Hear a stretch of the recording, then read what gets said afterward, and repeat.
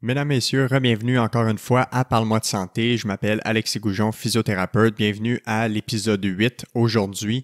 L'épisode d'aujourd'hui qui n'était pas l'épisode prévu au calendrier, mais des fois l'actualité fait en sorte qu'on doit un peu changer de plan de match pour essayer de coller aux sujets qui sont vraiment de l'heure. Et actuellement, on est au mois d'octobre, fin octobre, et on est en pleine deuxième vague. La santé mentale est un enjeu plus que jamais qui est aussi sorti dans les médias récemment. S'il y en a qui ont écouté Tout le monde en parle dans les dernières semaines, il y a la docteure Mélissa Généreux qui a parlé d'une étude qui est sortie au Québec récemment par son équipe de recherche et qui a démontré qu'un Québécois adulte sur 5 avait des signes et symptômes qui s'apparentaient à un trouble d'anxiété généralisée ou à la dépression majeure. Encore plus récemment, il y a une étude qui est sortie disant que 46% des jeunes de 18 à 24 ans de Montréal souffraient des mêmes symptômes de troubles d'anxiété généralisée ou de dépression majeure.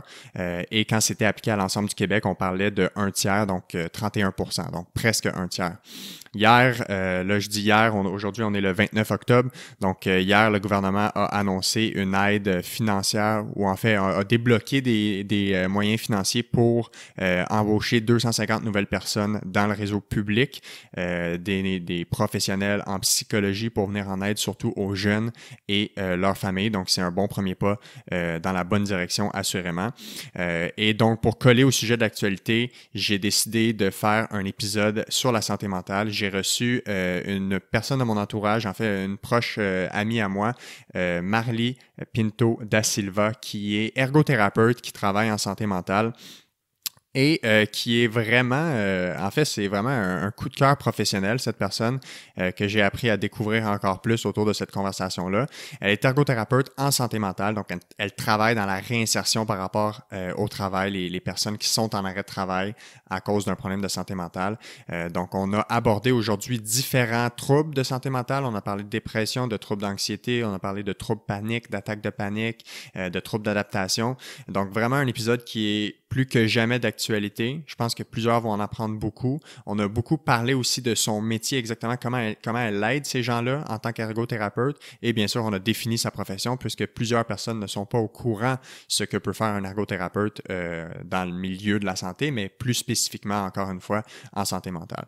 Donc, sans plus attendre, je vous laisse tout de suite apprécier l'épisode numéro 8 que j'ai enregistré avec Marly Pinto da Silva.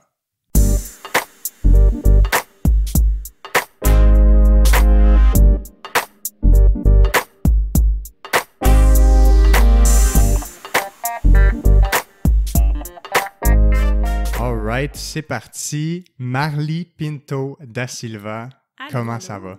Ça va très bien.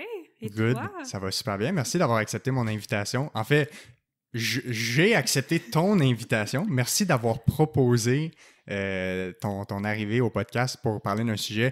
On avait déjà parlé dans le passé ensemble parce qu'on se connaît dans la vie. Puis on avait abordé, entre autres, des sujets de santé mentale, douleurs chroniques, santé mentale au travail, etc. Puis c'est pour ça qu'on te reçoit aujourd'hui pour parler de ça. D'abord, bienvenue au podcast. Je suis super content de te recevoir. Puis avant qu'on rentre dans le sujet, j'aimerais ça juste un peu que les gens puissent comprendre un peu pourquoi tu es ici, pourquoi je t'ai invité. Ben, pourquoi. on va dire pourquoi je t'ai invité. Exactement. Pourquoi j'ai accepté l'invitation. Donc, tu es ergothérapeute. Tu as gradué de l'Université de Montréal en 2017, exact. Qu'on disait. Puis, on va s'arrêter tout de suite là parce que déjà en disant ergothérapeute, je pense qu'on perd plusieurs personnes. Fait que explique-moi d'abord, c'est quoi l'ergothérapie? Qu'est-ce que tu fais comme métier dans la vie, toi? Parfait. Donc, d'abord, merci, d'avoir accepté mon invitation. Ben oui, ça fait plaisir. C'était le fun. On se jasait, puis j'ai l'impression qu'entre esprits éclairés en mode on veut changer le monde, on s'est bien compris. Exact. En fait, à chaque fois qu'on avait des conversations, c'était un podcast. Donc, c'est juste naturel qu'on en enregistre un ensemble.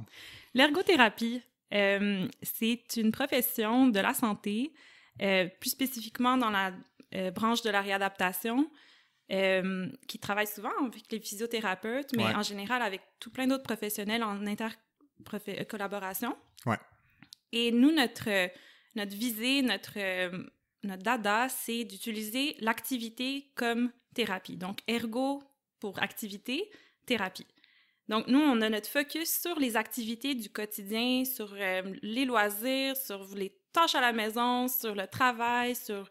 bref, tout ce qui fait de la vie le fun et agréable, mais aussi pleine de sens. Donc, nous, on a le focus là-dessus quand on parle avec des gens qui présentent des diagnostics ou des symptômes qui viennent limiter leur capacité à réaliser ces activités-là aussi d'une manière aussi satisfaisante qu'ils aimeraient le faire. Ouais. Donc, quand on fait nos évaluations, quand on fait nos prises en charge, ben notre focus est sur l'impact des diagnostics, des symptômes sur leur capacité à réaliser leurs activités du quotidien puis les activités qu'ils aiment faire et significatives pour eux. Donc, un retour à l'autonomie ou un maintien de l'autonomie. Donc, si on travaille avec des personnes âgées qui sont en perte d'autonomie, ben on a un focus sur le fait qu'on veut les maintenir autonomes le plus longtemps possible, mais on travaille aussi avec des enfants qui ont des limitations parfois physiques ou au niveau du spectre de l'autisme, par exemple, qui vont venir limiter leur capacité à faire ce que les enfants font, jouer, aller à l'école, donc manger. Donc, peu importe le type d'activité que ça vient affecter, ben on est là pour venir faire cette analyse-là de c'est quoi les besoins que cette personne-là doit avoir et capacités qu'elle doit avoir pour pouvoir faire des activités qu'elle souhaite faire. Fait que, tu sais, puis un peu comme, dans le fond, j'ai l'impression que les physiothérapeutes puis les ergothérapeutes, c'est comme des cousins, là, ils se connaissent très bien parce que, entre autres, à l'Université de Montréal, on est au même pavillon, fait qu'on étudie pas mal dans la même bâtisse, au même endroit, fait que tout le monde se connaît.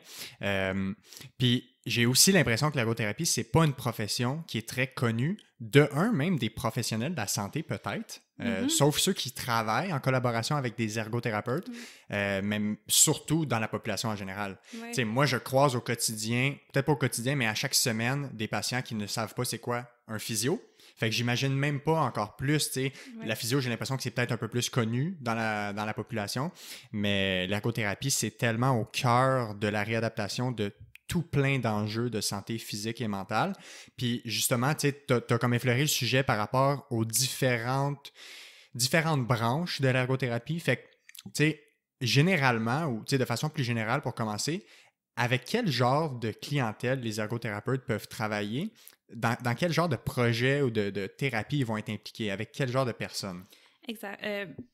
Dans le fond, en ergo, on va venir à travailler avec tout type de personnes, tout type de clientèle de tous âges qui, justement, comme je disais tantôt, vient à connaître une perte d'autonomie ou que ce soit par un accident, quelque chose qui est arrivé dans la vie et qui fait que à ce moment-ci, on n'est plus capable de faire comme avant, ou dès le plus jeune âge où ils naissent avec des difficultés et des handicaps. Donc, ça peut être avec tout type de personnes dans ce range-là de c'est large, d'incapacité, effectivement. Et moi, ce que je dis souvent aux gens, je suis comme, bon, c'est normal que vous connaissez pas c'est quoi l'ergothérapie. Tu sais, on n'est pas encore beaucoup, c'est une jeune profession, jeune. Après la Deuxième Guerre mondiale, donc quand les gens sont revenus de la guerre avec des membres en moins amputés, ils sont arrivés puis ils voulaient continuer à avoir des vies productives. Il y a des infirmières qui se sont spécialisées dans une branche qui était d'utiliser l'activité comme thérapie. Ah ouais. C'est comme ça que c'est commencé. Donc, je trouve ça fascinant. Je savais même pas si ça venait d'où. Donc, ça a commencé donc avec les gens qui sont revenus de la guerre avec des amputations, des fois des traumatismes crâniens, peu importe, des choses comme ça qui venaient limiter leur capacité. Puis c'est des infirmières qui se sont spécialisées dans cette approche-là. Donc, c'est tout jeune. Et ce que je dis souvent aux gens, c'est normal que vous ne connaissez pas l'ergothérapie. Puis tant mieux. Ouais. Tant mieux parce qu'en fait, dans le contexte actuel du système de santé, on se retrouve souvent plus impliqués dans des dossiers de personnes ou dans les cas où les gens ont vraiment des grosses pertes d'autonomie et qu'ils sont plutôt dans des situations d'handicap plus importantes. Ouais. Et c'est souvent les gens qui vont connaître l'ergothérapie, s'ils ont un petit frère avec un diagnostic de trisomie 21. Bon, mais ils vont connaître ils vont connaître, c'est sûr, c'est quoi l'ergothérapie, ou une personne âgée qui est à domicile et qui a eu besoin d'un ergothérapeute pour venir faire l'adaptation du domicile. Donc, c'est vraiment quand on vient en avoir besoin, souvent qu'on va savoir c'est quoi. Je dis souvent, tant mieux. Dans mon cas, finalement, j'aimerais ça pouvoir être là plus souvent, parce qu'en ergo, on a vraiment une vision très holistique, tu sais, une approche tellement globale qui fait que on est un peu gourmand, là, on touche un peu à tout. Puis, ben, ça ressemble au physio, en fait. Tu sais, ouais. il y a ces caractéristiques-là communes, clairement, dans la profession. Et je pense que c'est voué à ce que toutes les professions, de plus en plus, développent ce côté holistique. Toutes les approches, en ce moment, vont vers ça. Même en médecine, je pense absolument. que tellement longtemps, ils se sont spécifiés tellement de pathologies, mais maintenant, tout revient à pas mal 3 grandes catégories de recommandations. Bien manger, bien dormir, bien jouer. Exact, être heureux. Être heureux, tu sais, fait que on essaie d'élargir ça pour rendre ça moins médical et moins spécifique. Ouais. Puis tu vois, j'ai l'impression que ça vient aussi du fait que de plus en plus, on comprend que pour traiter un problème de santé physique ou mentale, on reviendra peut-être plus tantôt sur la définition de tout ça parce que je ne suis pas un fan de séparer ça, mais quand on parle de problèmes de santé en général, on reconnaît plus que jamais qu'il faut traiter un être humain dans sa globalité, dans son entièreté, et non pas simplement dans son bobo au genou, dans son trouble d'anxiété ou peu importe. Exactement. Et juste pour terminer aussi, une approche que j'aimerais donc que l'ergothérapie se développe plus dans cette avenue-là, mais bon, c'est dur de faire changer un système, là. Il y a des postes qui n'existent pas nécessairement, mais énormément l'environnement aussi comme source d'enjeux importants de la santé. Donc, qu'on parle d'environnement, de pollution, de l'impact de la pollution sur la santé, l'impact de l'environnement quand on parle de déterminants de la santé, déterminants sociaux de la santé. Donc, à la mairie, par exemple, qui est des ergos comme conseillers en urbanisme, qui est des ergos conseillers en psy, pour utiliser l'environnement comme source d'influence sur la santé, en prévention ou en compensation. Donc, on parle d'accessibilité universelle quand on parle de prévention de la santé, quand on parle de désert alimentaire. Tout ça, c'est des enjeux quand on essaie de voir la santé dans sa globalité, que je trouve que l'ergothérapeute pourrait avoir vraiment un impact important, là, mais c'est encore très peu connu. Clairement. On a encore bien des... Clairement, il y a des avenues à venir encore plus intéressantes et je pense que la profession va se développer de plus en plus. Là. Je pense pas qu'on a terminé d'entendre parler d'ergothérapie et ça, c'est pour le mieux, clairement. On veut parler aujourd'hui de santé mentale en général, surtout, dans un contexte que les deux, on connaît aussi, mais aussi dans un contexte que toi, tu es encore plus experte que moi, c'est-à-dire la santé mentale sans contexte de douleur ou de douleur chronique, parce que moi, je connais simplement l'aspect de douleur chronique, parce que quand les gens viennent me consulter, c'est parce qu'ils ont un bobo quelque part. C'est le dénominateur commun de 99,999%. Mais concrètement, j'aimerais ça que tu me dises, puis ça va justifier un peu ta présence ici, c'est quoi que tu fais concrètement comme travail, toi? Dans quel genre de milieu tu travailles? Puis ça ressemble à quoi ton quotidien? Avec les gens que tu rencontres, là, à quoi ils ressemblent? OK. Donc, moi, je travaille dans une clinique privée de deuxième ligne qu'on appelle dans le jargon. Donc, que ce soit les gens qui viennent dans notre clinique pour des douleurs chroniques, ils viennent donc pour des douleurs chroniques, jamais pour des des blessures qui viennent d'arriver. Là, souvent, ça fait plusieurs mois qu'ils sont en arrêt. Ils ont déjà traversé des cliniques plus de première ligne, ont déjà connu ça. Donc, il va y avoir ce type de clientèle-là qui vient pour faire ça en deuxième ligne. C'est ça qu'on entend par deuxième ligne, dans le fond. C'est ça. Donc, une approche qui est un peu plus de réactivation. Là, ils sont un peu plus autonomes, moins de thérapie one-on-one. Il y a moins la physio est un peu moins présente. Là, on en a juste une dans notre clinique. Là, donc, on a plus de kinésiologues. Donc, c'est comme vraiment l'activation physique, moins la thérapie manuelle, mais la physio est super, elle est tellement pertinente dans notre clinique, on l'adore. Et plus précisément, ma clientèle à moi, que je vois dans mon quotidien, c'est des gens qui sont assurés là, par des assurances privées parce qu'ils sont en arrêt de travail, en arrêt d'invalidité. Donc, ils ont des assurances qui leur payent un programme de réadaptation pour faciliter leur retour au travail. Donc, il y a toujours un mandat de soutien au retour au travail qui est par défaut donné. Souvent, les gens qui nous viennent ont aussi cet objectif-là et ce besoin-là. Je pense que le monde qui sont en arrêt veulent retourner au travail, peut-être pas au travail qu'ils avaient avant, mais au travail en général. Donc, moi, c'est vraiment ça que j'aime faire avec eux, c'est de regarder qu'est-ce qu'on peut faire en ce moment pour retourner au travail. Donc, plus spécifiquement, effectivement, moi, je fais plus en santé mentale. Moi non plus, j'aime pas séparer en deux comme ça, santé physique, santé mentale, mais généralement, les gens qui viennent, qui me voient, ont comme premier diagnostic d'arrêt de travail qui Qui est la cause, dans le qui est fond? la cause de l'arrêt de travail. Ça va être des troubles de santé mentale communs qu'on appelle donc tout ce qui est troubles dépressifs, troubles de l'humeur, troubles anxieux, épuisement professionnel, troubles d'adaptation. C'est souvent les diagnostics principaux de des gens qui vont venir nous voir. Et bien, qui sont assurés. Ouais, puis je suis juste curieux. Et c'est qui fait ces diagnostics-là en général? Est-ce que c'est leur médecin de famille ou ça va être des psychologues, des psychiatres, des neuropsys? Quelquefois, c'est des psychiatres. Donc, des fois, il y a des gens qui se font faire une expertise, qu'on appelle. Donc, cette chose qui fait beaucoup peur aux employés. Là. Donc, souvent, s'ils sont assurés, ça fait un moment qu'ils sont en invalidité, là, leur compagnie d'assurance. Il y a vraiment beaucoup d'histoires d'horreur. Clairement. Et puis, on vit ça tous les jours parce qu'on voit des gens qui ils vivent un traumatisme aussi d'être en arrêt de travail, veut pas, c'est stressant. Ils doivent justifier constamment et c'est pas toujours facile. Et il y a beaucoup de stigmatisation autour de l'arrêt de travail et encore plus autour de la maladie ou de la santé mentale. Ah, énormément. Puis, on le voit tous les jours que des gens viennent avec un background... un background, excuse-moi. Un background, c'est bien parfait. Okay. On est sur YouTube, on est correct. Donc, avec toutes ces expériences-là, puis on doit un peu démystifier ça pour pouvoir avancer et faire de la réadaptation. Là. Mais tout ça pour dire qu'ils viennent donc avec une référence parfois d'un psychiatre suite à une expertise qui disent OK, il y aurait un programme de réadaptation à faire, de l'ergo ou le programme en général. Ou sinon, souvent, c'est le médecin de famille qui peut.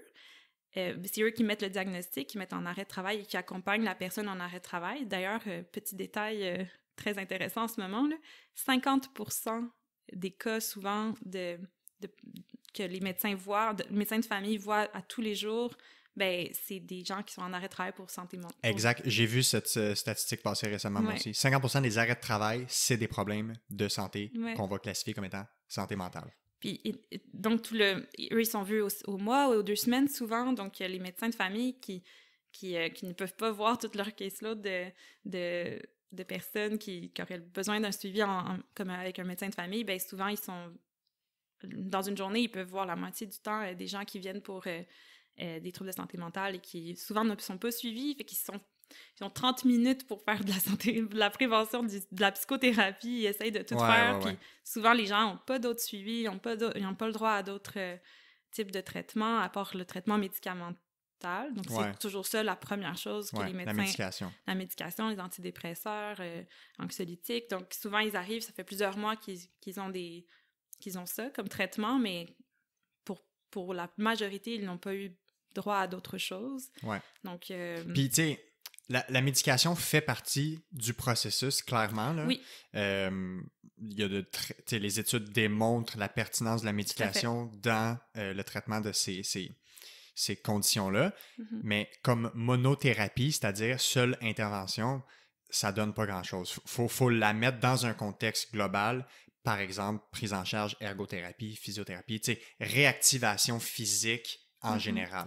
Réactivation physique et tout simplement support. Là, ici, justement, en fait, la médication va souvent faire, en l'espace de 4-6 mois, un trouble d'adaptation. On retourne à notre vie quotidienne, même avec juste la médication, des fois sans aucun autre support.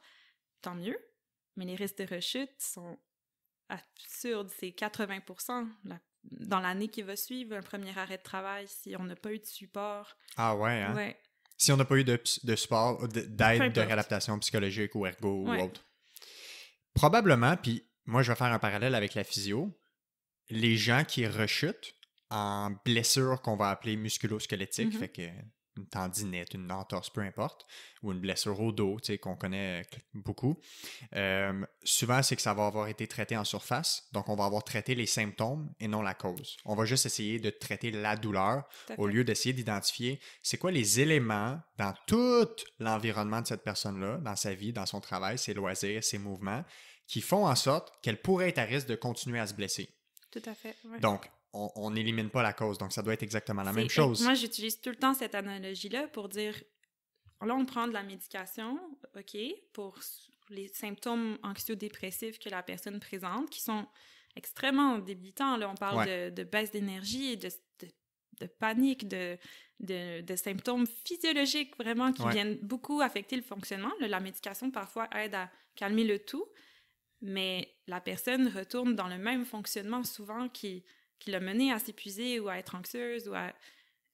C'est sûr que quand on parle d'une dépression, d'un trouble dépressif qui a une cause particulière, par exemple un deuil, un événement spécifique, situationnel, bon, on peut s'imaginer que la personne peut avoir des bons mécanismes de défense et revenir. Ouais, ça peut être transitoire. Ça peut être transitoire, puis souvent, tant mieux si ça l'est, mais c'est pas toujours, c'est vraiment pas la majorité des gens que je vois dans ma pratique. Puis tu vois, quand je reçois des patients en clinique, puis j'essaie de leur expliquer cette espèce de différence entre la cause et les conséquences, je leur parle, tu sais, les gens, ils comprennent c'est quoi des rénovations dans une maison, un toit qui coule ou quelque chose comme ça. Si tu as un toit qui coule, là, tu vas pas mettre du duct tape. Tu vas changer la toiture. Fait que tu vas régler la cause du problème. Ou s'il y a de l'eau dans le sous-sol, mais tu vas pas juste comme prendre ta chaudière puis enlever l'eau du sous-sol. Tu vas trouver où est-ce que c'est rentré. Fait que c'est de creuser puis d'aller un peu plus à la cause de tout ça. Exact. Puis tu viens d'effleurer aussi le sujet par rapport à un peu les genres de symptômes que les gens peuvent ressentir. Si on rentre concrètement dans les différents... Peut-être tu verras qu'est-ce qui est pertinent d'amener, mais de rester dans les principaux troubles de santé mentale que toi tu as, qu'on te donne comme diagnostic, avec lesquels toi tu dois travailler. Ça va ressembler à quoi? Puis c'est quoi un peu le pattern typique de chacun de ces troubles-là pour qu'on puisse comprendre un peu plus c'est quoi les différents enjeux de santé mentale, puis dans un contexte souvent d'arrêt de travail dans ton cas que toi tu vois. OK, donc on va peut-être commencer par les maladies, on va parler de maladies professionnelles. Sont moins souvent, comme l'épuisement professionnel n'existe pas comme diagnostic médical. Les médecins ne peuvent pas mettre juste épuisement professionnel. C'est pas une maladie reconnue. Non, elle n'est pas reconnue. Mais ce qui va rentrer peut-être dans ce pattern-là, le côté que ça a été vraiment dans le milieu de travail et l'expérience de travail qui, pas à elle seule, mais en majorité, en grande partie, a été la cause ou le déclencheur de stress peut-être chronique, d'un état de stress chronique, que ce soit lié à une surcharge au travail, un changement dans l'environnement, des changements organisationnels, des changements dans l'équipe, un roulement beaucoup.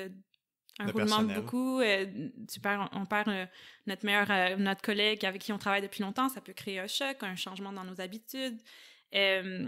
L'harcèlement professionnel, ça, on en voit beaucoup, énormément, que ce soit à travers des relations avec des collègues ou des fois aussi une violence organisationnelle, ça, on le voit énormément. Puis, c'est des gens qui nous viennent avec un impact qui a tellement duré longtemps, souvent avant que l'élastique casse, que ça venait à affecter tout le reste de leur sphère de vie, leurs relations, leurs loisirs. Je vois des gens, ça fait 2-3 ans qu'ils sont l'ombre d'eux-mêmes, là. Donc, que ça s'est immiscé doucement dans leur quotidien, puis jusqu'au point où ça affectait tout leur fonctionnement dans toute leur sphère. Et ils arrivent après un arrêt de travail, souvent, il y a comme l'arrêt de cette chose stressante. Donc ce type de personne, quand elle est en arrêt de travail, il y a une première période on dort. Ouais. C'est des gens qui vont comme être épuisés, mais physiquement, mentalement, émotionnellement, la totale, ils vont dormir ou avoir de la misère à dormir, peu importe. Ouais. Donc ça va être une bonne partie du début de l'arrêt de travail.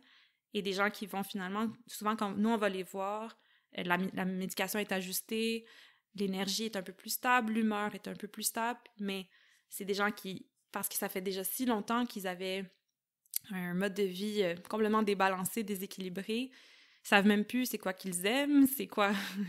C'est complètement fou, hein? C'est quoi qui les représente, qu'est-ce qu'ils font de leur temps. Ils ont travaillé, c'était ça qui prenait toute la place. Souvent, j'ai beaucoup de parents de jeunes familles, donc c'est les enfants qui prennent toute la place, c'est le ménage. Ils en remplacent un par un autre, puis ça reste très déséquilibré. Donc, on vient à beaucoup travailler seul.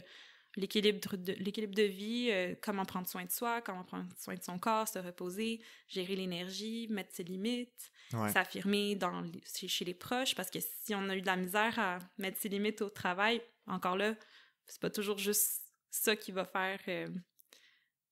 qui va changer la donne. Des fois, on peut s'affirmer, mais vivre de l'harcèlement au travail, en tout cas. Mais des fois, ça va venir affecter notre façon de s'affirmer. On va devenir plus passif, on va s'isoler, on va penser qu'il n'y a rien qu'on peut faire, on va devenir très passif dans notre propre vie. Donc, reprendre un peu notre pouvoir d'action, notre pouvoir d'agir, puis c'est un peu ça le processus. Ces gens-là, par contre, énormément de stress face au retour au travail. Ouais. Donc, souvent, je les vois aussi dans ce contexte-là de « OK, ça va mieux », mais ça va mieux, ça veut dire qu'on peut retourner à une vie productive, mais c'est le monstre du travail qui les attend, là. C'est beaucoup de crainte de revenir, de rechuter, de se retrouver dans la gueule du loup, tout simplement. Donc, explorer les stresseurs au travail, à qui on peut s'affirmer, quel changement on souhaite voir. Il y a un peu tout c'est vraiment gros. Ben, en fait, c'est une perte totale des repères. Oui. Fait que toi, t'as sûrement... En fait, t'es obligé de travailler faut retrouver ces repères-là, finalement. Des nouveaux repères, des repères plus anciens. Souvent, c'est justement ça aussi. L'épuisement va faire en sorte que ça prend du temps, retrouver nos capacités, notre tolérance à l'effort. L'élastique a cassé. Ouais. C'est physique aussi. C'est mental, c'est physique. C'est ça, santé, les gens, ce n'est qu'un. C'est la santé. Et ça, les gens ont souvent de le dire, ça les soulage, mais pas possible. Ça fait des mois qu'ils se tapent sa tête en pensant qu'ils sont devenus paresseux, qu'ils sont devenus ci ou qu'ils sont devenus ça. Quand on leur dit, non, physiquement, là, ça a pété, là. Ouais. Il y a des neurotransmetteurs, ça, c'est au niveau chimique dans le cerveau, c'est sur ça que vient agir la médication, mais c'est atteint, là. Absolument. Donc, juste comprendre ça, c'est beaucoup pour ces gens-là qui ne l'ont pas vu venir. L'impact du stress chronique sur les systèmes cardiovasculaires, gastriques, musculaires. Absolument. Fait que l'impact du stress chronique, comprendre ça. Puis, en fait, c'est que puis ça, c'est très bien connu maintenant, là. Puis, tu sais, d'ailleurs, l'experte en stress, Sonia Lupien, qui publie énormément... J'essaie de l'avoir ici au podcast. Ah, ce serait le fun. Fait que si ça se rend à elle de cette façon-là, peut-être qu'elle va venir pour parler de stress, justement, mais ça a des réactions là, sur tous les systèmes du corps, vraiment tout. Puis j'aimerais ça faire une parenthèse parce que tu viens d'ouvrir la porte à quelque chose qu'on a dit qu'on veut aborder. La notion de santé physique et de santé mentale. C'est quoi le problème que toi tu vois, puis je te donnerai mon opinion après, c'est quoi le problème que toi tu vois dans la différenciation de ces deux termes-là, de catégoriser ça en santé physique puis santé mentale? Le problème... C'est une bonne question. C'est une très Veux-tu bonne que je réponde en premier? Oui, vas-y donc, parce qu'il faut que je formule mon idée. Ben, en fait, moi, le problème que je vois, c'est que c'est interchangeable. En fait, c'est commun. OK? C'est-tu un diagramme de Venn, là? Les deux cercles qui se rejoignent dans le milieu? Bon, exact. Ça fait que c'est la santé mentale et la santé physique, c'est la santé, point. OK? Puis, je vais faire un parallèle physio que les gens vont pouvoir comprendre, puis après ça, toi, tu feras le parallèle ergo. 100% des douleurs qu'on va appeler physiques ou des problèmes de santé physique ont une composante de santé mentale. Puis que j'en vois même pas un seul me dire le contraire, même la personne qui va dire « Ah oui, tu penses que ma petite entorse de cheville a une composante de santé mentale? » Ben, la réponse, c'est oui. Ton entorse de cheville t'empêche de jouer au soccer, puis ça te fait chier. Te faire chier, c'est une émotion négative, c'est une frustration, c'est quelque chose. C'est de la santé mentale, c'est une émotion.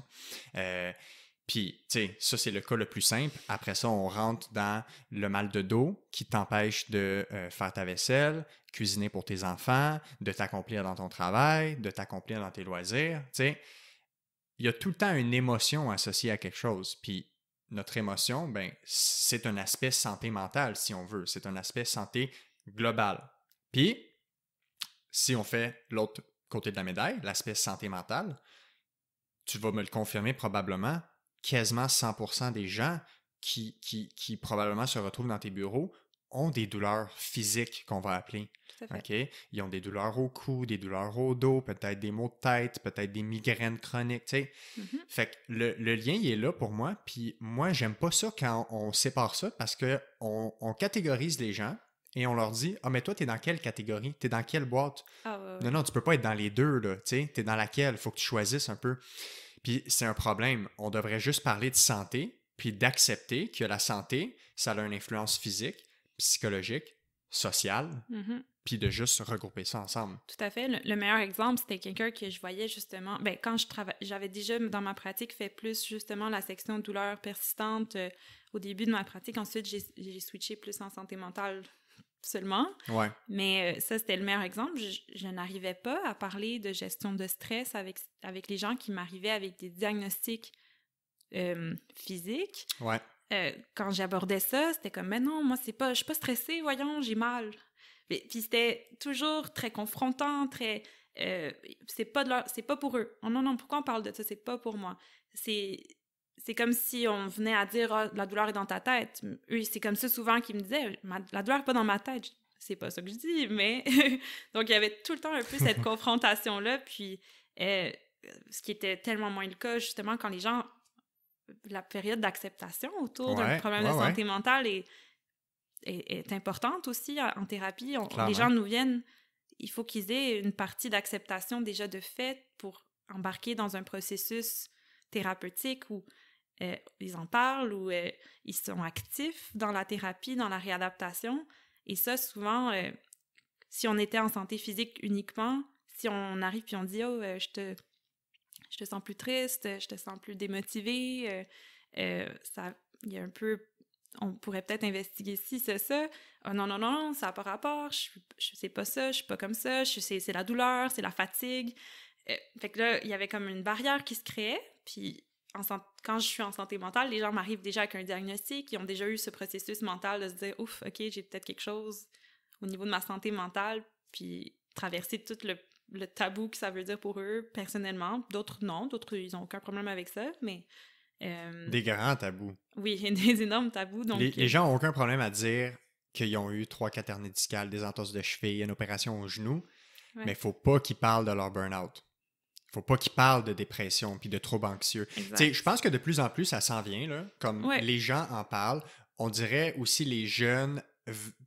les jeunes sont de plus en plus anxieux, là, très clairement, puis le contexte actuel, on va en parler aussi, fait en sorte, pour mettre les gens en contexte, on est en octobre, là, fait qu'octobre 2020, on est en pleine pandémie. Fait que clairement, c'est un enjeu, puis je pense que c'était la semaine passée, début octobre, à Tout le monde en parle, il y avait une médecin qui est venue parler, puis ils ont sorti une étude, en fait, qui vient tout juste récemment de sortir, qui a sondé les Québécois à savoir le niveau de ou problèmes de santé mentale. C'était détresse émotionnelle. Exact. Mais en fait, c'était un Québécois sur 5, donc 20%, qui avait soit des signes et symptômes de dépression majeure ou de troubles d'anxiété généralisée. Wow.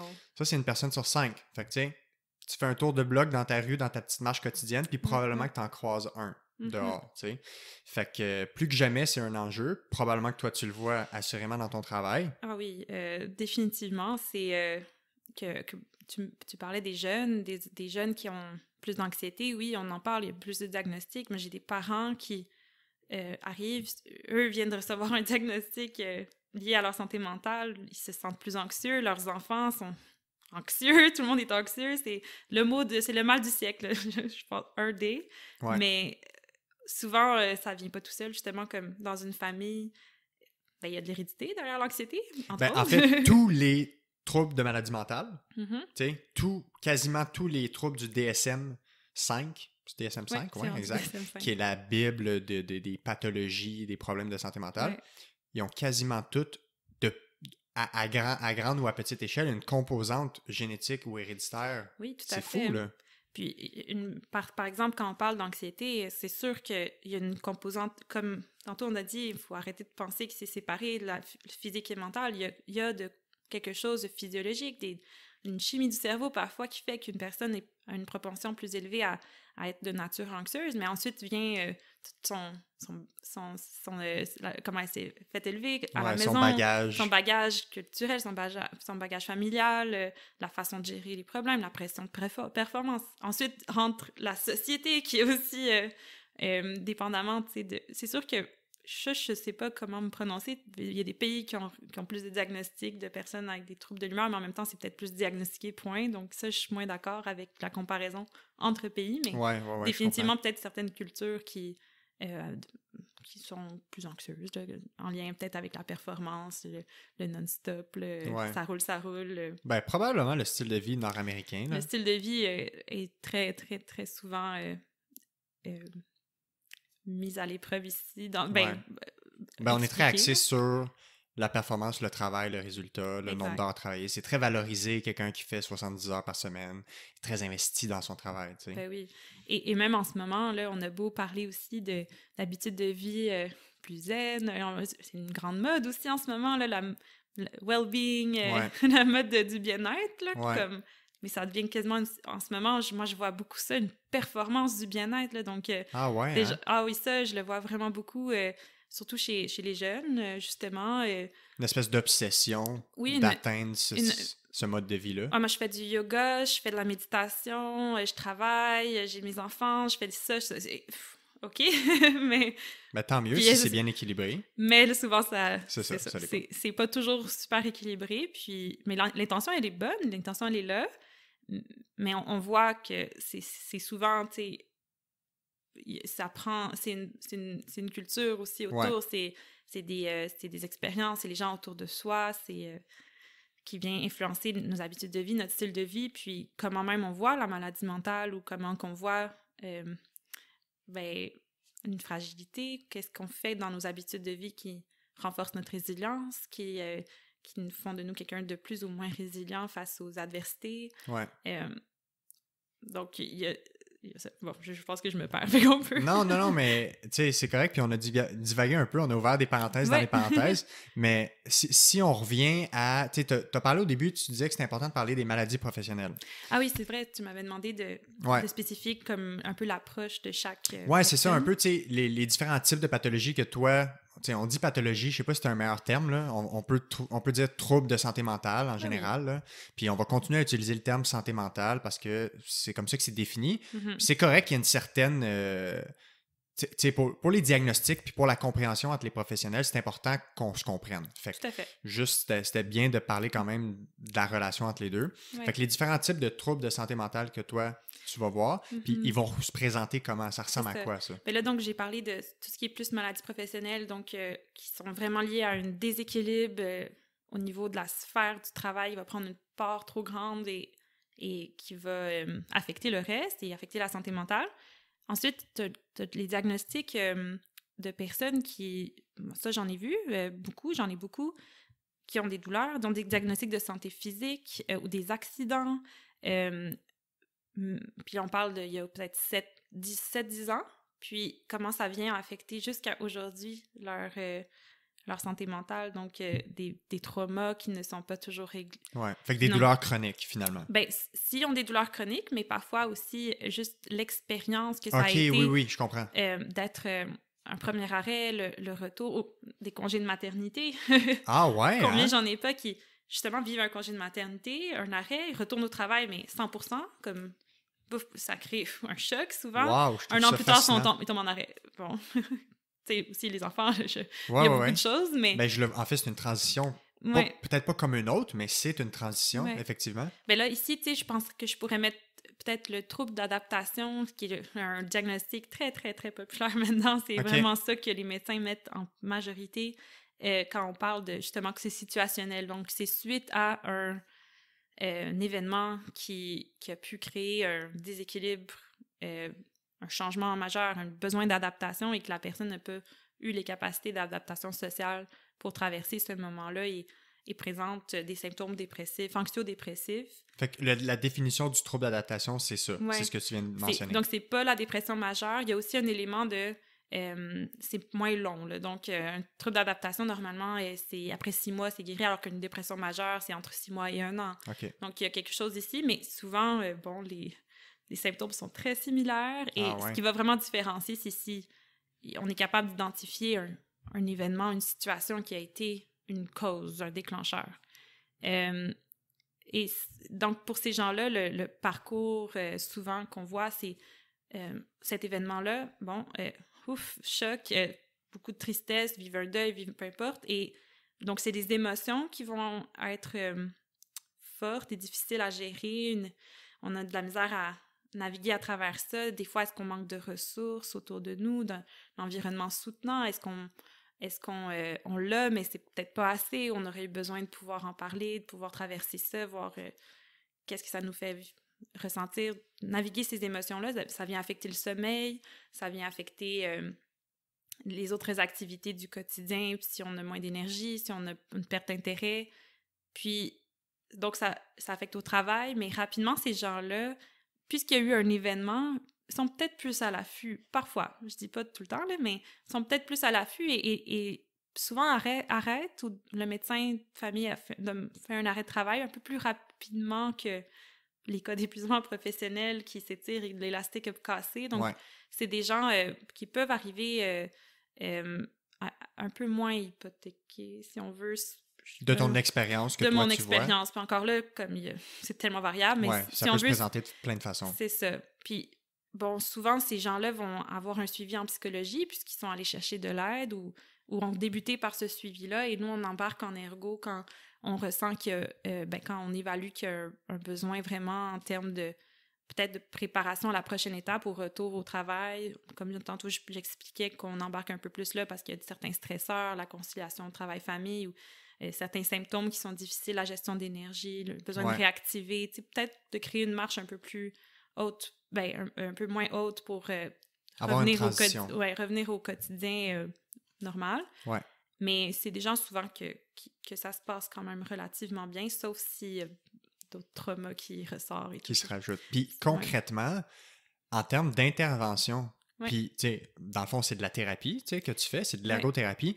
Concrètement, qu'est-ce que tu peux faire pour aider les gens qui ont un trouble d'adaptation comme ça?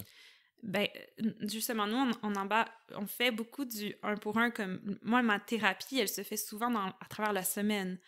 C'est pas que quand je les vois en partie, moi, je fais pas une psychothérapie. Je suis pas là pour... non. Ce qu'on regarde, c'est, OK, comment a été ta semaine? Qu'est-ce qui se passe? D'abord, on met des objectifs réalistes de thérapie ou d'intervention. Donc, on va agir sur la gestion du stress dans telle activité. On va spécifier qu'est-ce qu'on voudrait atteindre en 6 semaines, par exemple. On va se donner un peu ces objectifs-là. Puis, à toutes les semaines, souvent, c'est aux semaines. La plupart du temps, c'est aux semaines que je les vois pendant 1 heure. Et on prépare cette semaine-ci, puis on travaille certaines stratégies à mettre en place pour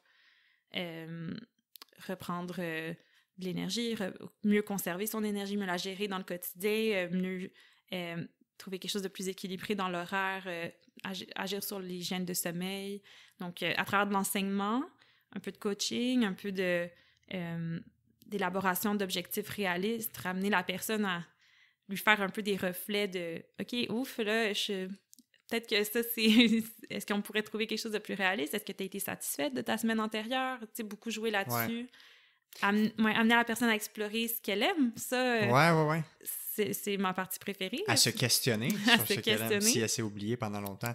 Fait que dans le fond, j'adore ça parce que au final, la thérapie qui va tourner autour de tes interventions se fait, eux, dans leur environnement. Idéalement. Toi, tu es experte pour les coacher, les amener à peut-être adapter certaines sphères de leur environnement pour, dans ce cas-là de troubles d'adaptation, les amener à une transition puis à rebâtir un peu cette résilience-là. Ouais, moi, je dis souvent, tu sais, je suis comme un soutien pour les aider à naviguer ce processus, mais chaque réadaptation est différente pour ces gens-là. Là, on parle vraiment tellement d'enjeux qui sont spécifiques à leur situation. Quand même, il y a quand même des éléments communs où est-ce qu'on utilise l'activité physique pour créer... il y a des éléments aussi dans les données probantes qu'on connaît qui font du bien au niveau de la gestion de l'humeur, de l'énergie, du stress.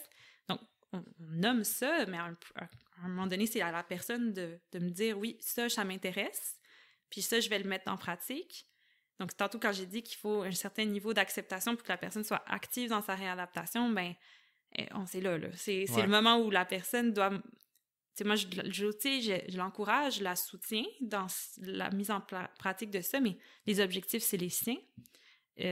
Ça prend...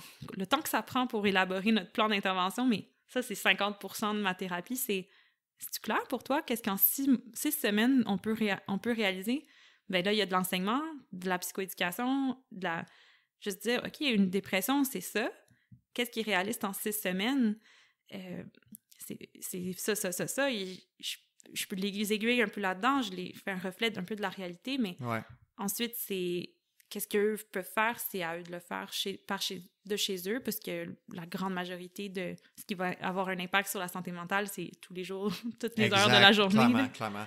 Mais tu vois, encore une fois, je refais un parallèle avec ma pratique. Ben les gens ont souvent d'immenses attentes de qu'est-ce qui se passe en clinique avec le physio, ou dans ton cas, avec l'ergo. Mais c'est 30, tu sais, mettons, moi, c'est 30 minutes avec un patient, tu sais, un suivi. Il y a combien de demi-heures dans une semaine, tu sais? Fait que c'est même pas 1% de ta semaine que tu es avec moi. Comment tu peux t'attendre à t'améliorer si le 99%, tu le fais pas bien? Fait que qu'est-ce que toi, tu vas faire à la maison? C'est ça qui va déterminer comment ça va évoluer. Moi, c'est sûr que je suis l'expert pour te coacher comment gérer ces 99%-là. Comme toi, tu es l'experte pour coacher ces 99%-là dans ces cas-là. Exact. Puis, c'est parfaitement dit, là, justement, comme de ramener ça régulièrement, parce que justement, rentre la peur, les craintes, l'estime de soi, la confiance, la perte de repères dont on a parlé tantôt, ça fait peur, avoir une problématique de santé mentale. Là, on n'est même pas rentré dans les gens qui vont présenter des symptômes dépressifs si sévères, qui vont avoir des idées suicidaires, des idées noires. Et ça fait vraiment peur pour ces gens-là de se retrouver là. Puis de comprendre ça, d'avoir un soutien. Puis je suis pas le seul soutien quand on arrive là, j'espère. En fait, si c'est le cas, une chance que t'es pas la seule puis qu'il y a une équipe, tu sais. Ouais, mais c'est ça qui, parfois aussi, tu sais, veux pas, on connaît souvent l'urgence en psychiatrie, aller à l'hôpital si vous sentez ça, mais c'est un domaine, il faut, là, il faut appeler de l'aide immédiate si on se sent si on a vraiment si on a des idées suicidaires, des idées noires, il faut aller chercher de l'aide. Il y en a tout plein des services. D'ailleurs, Info Santé, les gens ne le savent pas, mais tu peux parler à des travailleurs sociaux. Je ne sais pas s'il y a des travailleurs sociaux. Je pense que c'est des travailleurs sociaux. Je ne sais pas s'il y a aussi des ergothérapeutes, mais... Non, je ne penserais pas. En tout cas, à Info Santé, c'est pas juste pour appeler, savoir qu'est-ce que tu fais si tu as de la fièvre puis tu tousses. Non, en ce moment... ça s'appelle Info Social, là, je pense aussi. Je pense que c'est le même numéro. C'est le même numéro? Exact. Puis après, c'est ça. Fait qu'au 811, je me trompe pas, j'espère que je dis pas des niaiseries. Non, je l'ai entendu. Au 811, tu peux appeler puis dire ça va pas bien, pas juste au niveau physique, au niveau social. Aidez-moi, qu'est-ce que je peux faire? Exact. Puis tu sais, c'est vraiment pas la majeure. Je pense que justement, comme il y a un soutien la plupart du temps si on se rend là, mais moi, j'ai beaucoup vu des cracks du système, des gens qui tombent dans une craque, c'est leur première fois qu'ils ont des diagnostics de ce genre-là. C'est pas des gens connus, ils n'ont pas un dossier médical, on parle pas de personnes avec des troubles mentaux plus sévères comme la bipolarité, la schizophrénie. On parle de monsieur, madame, tout le monde qui vit un épisode dépressif, là. Donc, on n'est pas protégé de ça. Il faut faire attention à nos proches. Puis, c'est sournois, ça peut venir comme ça. Rapidement, ouais. Et, il y a quand même des causes, là, mais je l'ai vu régulièrement. Ça, comme thérapeute, ça peut faire... Surtout parce qu'on n'est pas dans un contexte de 24 heures sur 24, 7 jours sur 7. Moi, je peux pas dire « Oh, appelle ma collègue, là. » Il y a personne à 4 heures, là, c'est fermé. Donc ça peut faire un peu peur aussi. Dans le contexte où, comme clinique privée, on peut se sentir un peu seul, puisque Ouais, on n'est démunis un peu. pas avec les médecins. S'il y a quelque chose, ben, il faut que j'appelle le médecin, j'arrive jamais à le rejoindre. Ça, c'est pas toujours évident, là. C'est le système dans lequel on est. Clairement. Puis, tu sais, par rapport aux troubles d'adaptation, Ouais. De ton expérience, c'est quoi les déterminants qui font qu'une personne s'en sort de ça? Ce qui va... Ouf. Si on regarde justement comme tantôt, là, j'ai dit, nous, on regarde l'environnement. On va commencer par l'environnement.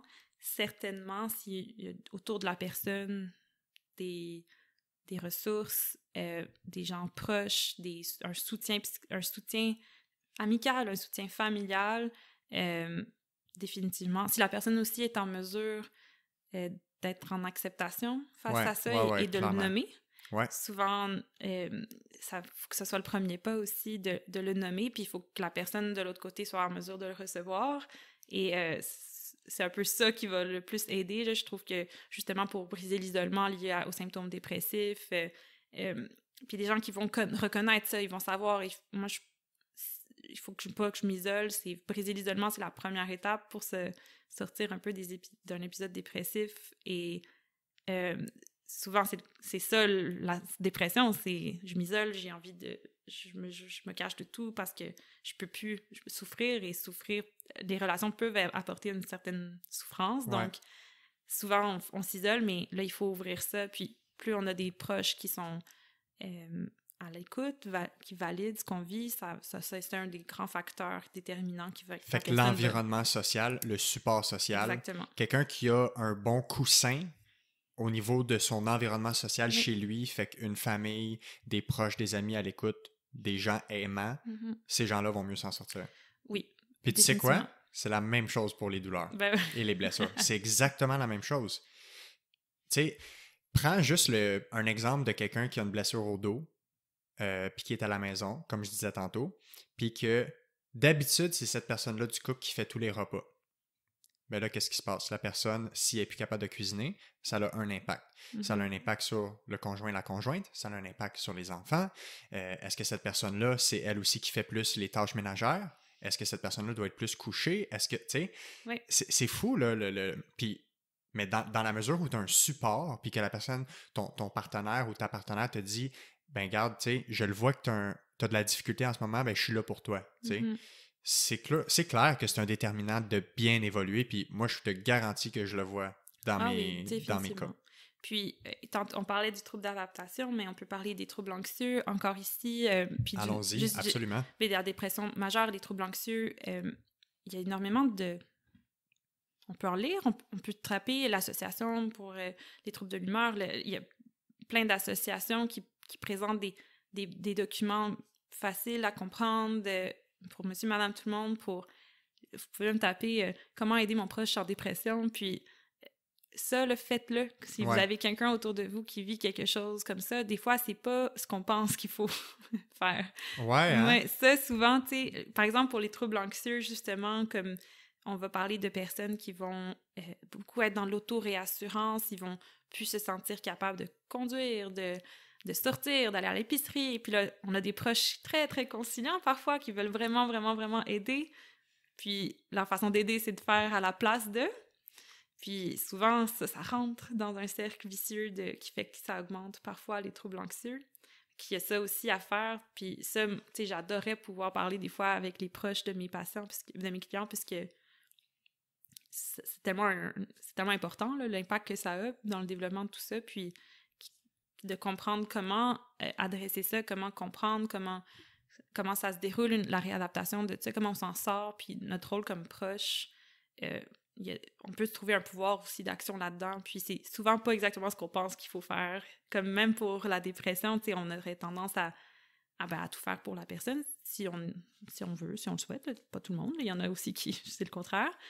Puis souvent, de comprendre que il faut avoir un aspect encourageant, pas de mettre de pression, la limite est très fine, là, entre comme proche, tu sais, de créer quelque chose de structurant pour la personne, d'encourageant, de motivant, sans non plus être dans la pression. Ouais, puis, faut être là juste assez. Juste assez, pas trop. C'est pas facile à doser, ça. C'est pas facile, puis justement, souvent, c'est ça qu'on va voir, puis la difficulté de la personne à vraiment nommer ses besoins, puis l'autre personne à aller vraiment les comprendre, les difficultés de communication,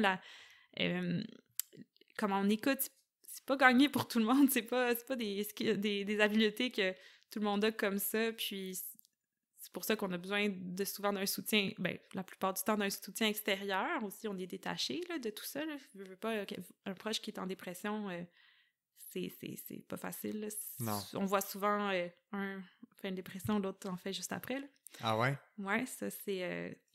pas nécessairement dans mon cas, je le vois pas parce que faut que la personne soit référée à nous, mais c'est dans la littérature, c'est documenté, tu sais.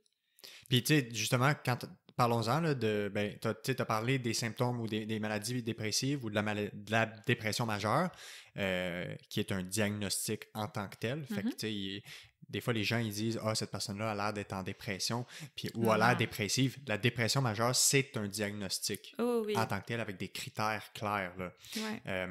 Toi, dans le contexte de ton travail, encore une fois, un peu comme les troubles d'adaptation, ça ressemble à quoi leur présentation clinique? Puis encore une fois, tu sais, comment tu vas les aider, ces personnes-là? Dépression majeure, justement, des fois, la plupart du temps, il n'y a pas eu d'événement particulier. Donc, c'est là que souvent qu'il va faire le médecin va mettre un diagnostic de dépression majeure. Il n'y a pas nécessairement eu de changement dans l'environnement. Il n'y a pas eu de changement majeur d'événements, de trauma.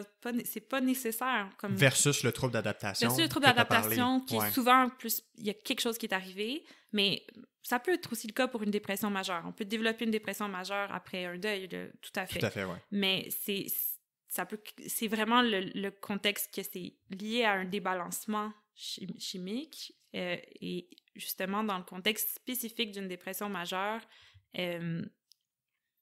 ça peut arriver pour n'importe qui, à n'importe quand, mais il y a quand même des facteurs précipitants comme les habitudes de vie, la concomitance, les douleurs, l'hérédité, la toxicomanie, bon, il y a quand même l'alimentation, il y a quand même des éléments qui peuvent être précipitants, on va pas s'en cacher. C'est juste pour dire, par contre, qu'il n'y a pas nécessairement un événement particulier, mais il y a des signes cliniques de dépression majeure qui doivent être présents depuis une période de temps quand même plus grande que juste comme « Ah, ça fait une semaine que je me sens plus déprimée. » c'est pour respecter les critères réels de diagnostic. Il faut que ça soit nuisible pour le fonctionnement de la personne. Puis là-dedans, après, il y a beaucoup de différents symptômes. Là. Il y a des gens qui vont pas avoir de fatigue, alors que la majorité ont quand même la fatigue comme principal symptôme. En fait, c'est le stigma qu'on a ou c'est l'espèce de préjugé ou de généralisation qu'on a. Mm-hmm. J'en ai parlé dans un autre épisode, je me rappelle pas si c'est un qui a déjà été diffusé, là, mais la dépression, ce qu'on imagine, c'est une personne en boule dans son lit, les lumières fermées, qui pleure. Ah non, ça peut vraiment pas être ça. C'est un spectre, là. Ça peut se présenter de différentes façons. Il y a comme un nombre de critères à ce que ce soit ça, mais que ça peut être différent là-dedans. Puis il y en a qu'on pourrait penser justement quelqu'un qui pleure beaucoup, mais il y a beaucoup de monde qui vont parler plus d'une apathie, une perte complète, pas d'émotion, c'est neutre. Ouais. C'est une perte d'intérêt souvent, c'est une perte de sens, c'est une démotivation, ça va être plus ça, mais ils vont pas pleurer particulièrement ou ils vont même pas être tristes. En fait, ils sont un peu juste neutres. C'est très souffrant, ça aussi. Ouais. Mais c'est pas exactement ce qu'on penserait, là. C'est quoi l'impact de ça sur un retour au travail aussi? Tu sais, quand on est dans une optique, parce que toi, c'est tous des gens qui sont en arrêt de travail, si je me trompe pas, que tu vois. Oui, la très grande majorité, ils vont être référés justement par une instance qui fait en sorte qu'on sait que la plupart sont en arrêt de travail. Ouais. Il y a aussi des gens qui sont au travail et puis qu'on est en prévention d'une rechute. Ouais, ce qui est super. Ça, j'adore faire ça parce que c'est là qu'on est le plus pertinent, à mon sens. Ouais. Mais quand la personne est en dépression, il y a aussi, tu sais, tout le timing entre... Là, il faut quand même que la personne soit rétablie de sa dépression parce qu'on ne va pas oublier, c'est transitoire. On n'est pas en dépression, c'est pas une maladie qui est chronique. On ne va pas rester en dépression... ça peut arriver, j'imagine. Oui. Après, on parle de dépression résistante au traitement, puis de dépression qui rechute constamment. Oui. Et j'en ai quelques-uns et c'est pas toujours évident non plus de traiter ça, puisqu'on parle de gens qui ont souvent plusieurs thérapies, plusieurs traitements différents, médicamenteux. Et puis, il y a des limites thérapeutique, ça fait un impact sur la personne, sur sa confiance en soi encore, qui est majeur. Et bon, après 6 semaines avec moi, c'est pas, je pense, si je me dis que j'ai mis une brique dans sa réadaptation, je suis contente parce que c'est... Peut-être semer une petite graine qui va germer éventuellement. Mais c'est des cas, effectivement, un peu plus difficiles, mais la grande majorité des dépressions, quand même, se résorbent, on se rétablit d'une dépression, puis le retour au travail, il se place pas complètement au moment où on est comme, oui, je suis complètement rétablie. Je connais personne qui est retourné au travail en se disant, moi, ça va super bien. Non, parce que ça fait partie de la réadaptation, de retrouver le travail. Donc, beaucoup de la thérapie, c'est préparer un retour souvent sous forme progressive, puisque ça fait partie, ça aussi, du travail de rétablissement, puisque, ben, le travail, c'est là où on est valorisé, où on est stimulé, où on est, comme adulte, là, travailleur, c'est un gros rôle dans notre vie. C'est 40 heures par semaine, minimum, ou 35-40 heures par semaine, pour certaines personnes plus. Donc, ça fait énormément partie de qui on est, de ce qui nous stimule, ce qui nous... cognitivement, ce qui nous stimule émotionnellement. Qu'on s'accomplit. Donc, tant qu'il n'y a pas ce gros morceau-là dans notre vie, ben, on peut se sentir encore avec un certain déséquilibre, là. Donc, pour ça, souvent, quand on voit qu'il y a une évolution favorable et constante, que souvent le sommeil il est plus récupérateur, l'énergie, elle est stable. On n'est pas encore à un top énergie, mais elle est stable. On a trouvé des stratégies pour qu'au quotidien, ce soit stable. Des fois, c'est des stratégies compensatoires sur le moment. On n'est peut-être pas encore... J'ai déjà du monde qui s'entraînait, qui courait et qu'on retourne au travail quand même physiquement, ils sont encore à la marche. Là. Ouais, ils ne sont pas encore top shape. Ils ne sont pas top shape nécessairement, mais ça fait partie du processus de continuer à faire attention à son niveau d'énergie. Puis le travail peut faire partie de ça. C'est pas justement de le voir comme OK, on retourne seulement quand on va bien à 100%. Ça fait partie de la thérapie. Ça fait partie de la thérapie. Puis c'est sûr que pour ceux dont j'ai parlé tantôt, que le travail, c'est le méchant gros loup, ça, c'est... Ouais, c'est un autre affaire. Essaye de faire avaler cette pilule-là. Ouais. Mais ça, là, j'adore ça. Je pense, honnêtement, que t'es mon alter ego en termes d'ergothérapeute parce que tous les parallèles que tu fais, je les vois à 100%. Fait que, prends une blessure physique ou une blessure puis que la personne est en arrêt de travail. Moi, je vois souvent les gens qui vont dire « faut que je sois à 100% pour retourner au travail ». Ouais. Puis, je dirais que dans la très grande majorité des cas, sont dans le champ, malheureusement. Il y a certains cas que je vais mettre un bémol puis que je vais être très d'accord avec eux, surtout des métiers dans lesquels leur sécurité personnelle est en... Tu sais, je pense à un policier, par exemple, qui peut pas se permettre de pas être à 100% parce que sa propre vie peut être menacée aussi dans un cas d'intervention physique. Mais les gens, souvent, pensent qu'il faut que je sois à 100% pour retourner au travail. Alors que la littérature démontre que c'est faux, qu'à partir de 50% de je sens que je suis capable d'être à 50% de mes tâches de travail, on peut commencer à penser à un retour au travail progressif. Et progressif, c'est le mot, parce que ça fait partie de ta thérapie. Si tu travailles dans la construction, ben, en tout cas, la construction, c'est un peu... c'est un domaine touché parce qu'il n'y a pas beaucoup de possibilités de retour progressif souvent. Là. Souvent, c'est tout ou rien. Puis certains employeurs vont dire « je te revois pas avant que tu sois parfait ». C'est un autre problème, on gardera ça pour un autre épisode. Oui, puis en santé mentale, même chose. Là. Ben, c'est ça. Mais, tu sais, mettons qu'on parle d'un travail, je sais pas, moi, dans une manufacture ou dans un entrepôt, ben, au début, il y a possibilité de travaux légers. Puis peut-être qu'au début, tu fais juste du travail de bureau, mais tu retournes dans ton environnement de travail. Tu vois tes collègues, tu vois ton boss, tu reprends une routine, se lever à une heure normale, manger à une heure régulière, t'habiller, prendre une douche, c'est niaiseux, là, mais tout ça, ça fait partie d'une routine qu'on remet en branle. Définitivement. Puis après ça, ben, peut-être que tu rajoutes des travaux réguliers, un peu de charge, progressivement, ça fait partie du travail. Ça fait partie de la réadaptation. Le but de régler une blessure, c'est de ramener le corps à un état où il est capable de tolérer le stress mécanique qui a été trop pendant un bout. Ouais. Fait qu'on veut rebâtir une résilience physique, si on veut. Tu sais, peut-être tu vas parler de résilience psychologique ou mentale, mais physique aussi. Fait que c'est exactement, je vois le même parallèle.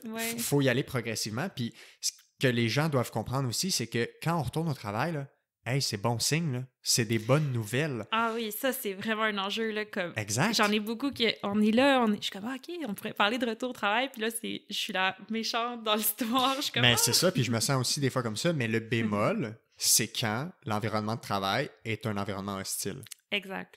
Puis, tu sais, cette semaine, je viens de sortir un épisode aujourd'hui, en fait, sur les douleurs lombaires. Puis, dans l'épisode avec Marc-André Sarrazin, il a dit quelque chose, là, puis je pouvais pas être plus d'accord, puis c'est tellement bien dit. Il a parlé des bénéfices secondaires. Tu sais, du fait que certaines personnes peuvent croire que, bon, des gens veulent bénéficier du système, puis profiter des assurances, puis être en arrêt de travail, puis rester à la maison à rien faire, puis être payé. Ouais. Il y a personne qui est heureux de ça. Puis non. je pourrais pas être plus d'accord avec lui. L'être humain existe dans la capacité à s'affirmer, à s'accomplir, et le travail en fait partie. Ce qu'il mentionnait, c'est que le problème, c'est pas les bénéfices secondaires, c'est pas la présence de bénéfices secondaires, c'est l'absence de gains secondaires à retourner au travail. C'est tellement bien dit, là. Ah oui, j'adore ça, ouais. Quand retourner au travail menace ton intégrité, puis menace ton homéostasie, là, ton équilibre chimique, physique, mental, social, psychologique, Tout à fait. ben, ça devient problématique. Fait que je peux comprendre ces gens-là pour lesquels, quand on parle de retour au travail, ça les fait stresser. Ça, c'est clair.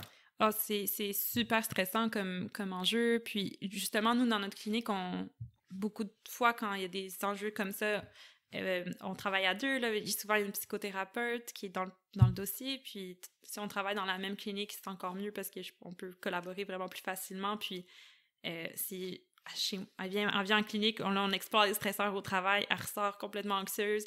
Ben, idéalement, pas trop, tu sais, je suis quand même pas... Mais c'est sûr qu'on aborde, on brasse, là, on brasse dedans, clairement, là. Puis, mais après, souvent, le surlendemain, peut-être qu'elle a le rendez-vous en psy, puis là, elle peut parler, puis juste comme déposer, ça ramène... Ça rééquilibre. Ça, je trouve ça super le fun, parce que, tu sais, encore là, comme je veux pas être la méchante dans l'histoire, mais c'est sûr que ça fait rebrasser des enjeux plus confrontants, puis d'avoir un peu ce travail-là à deux.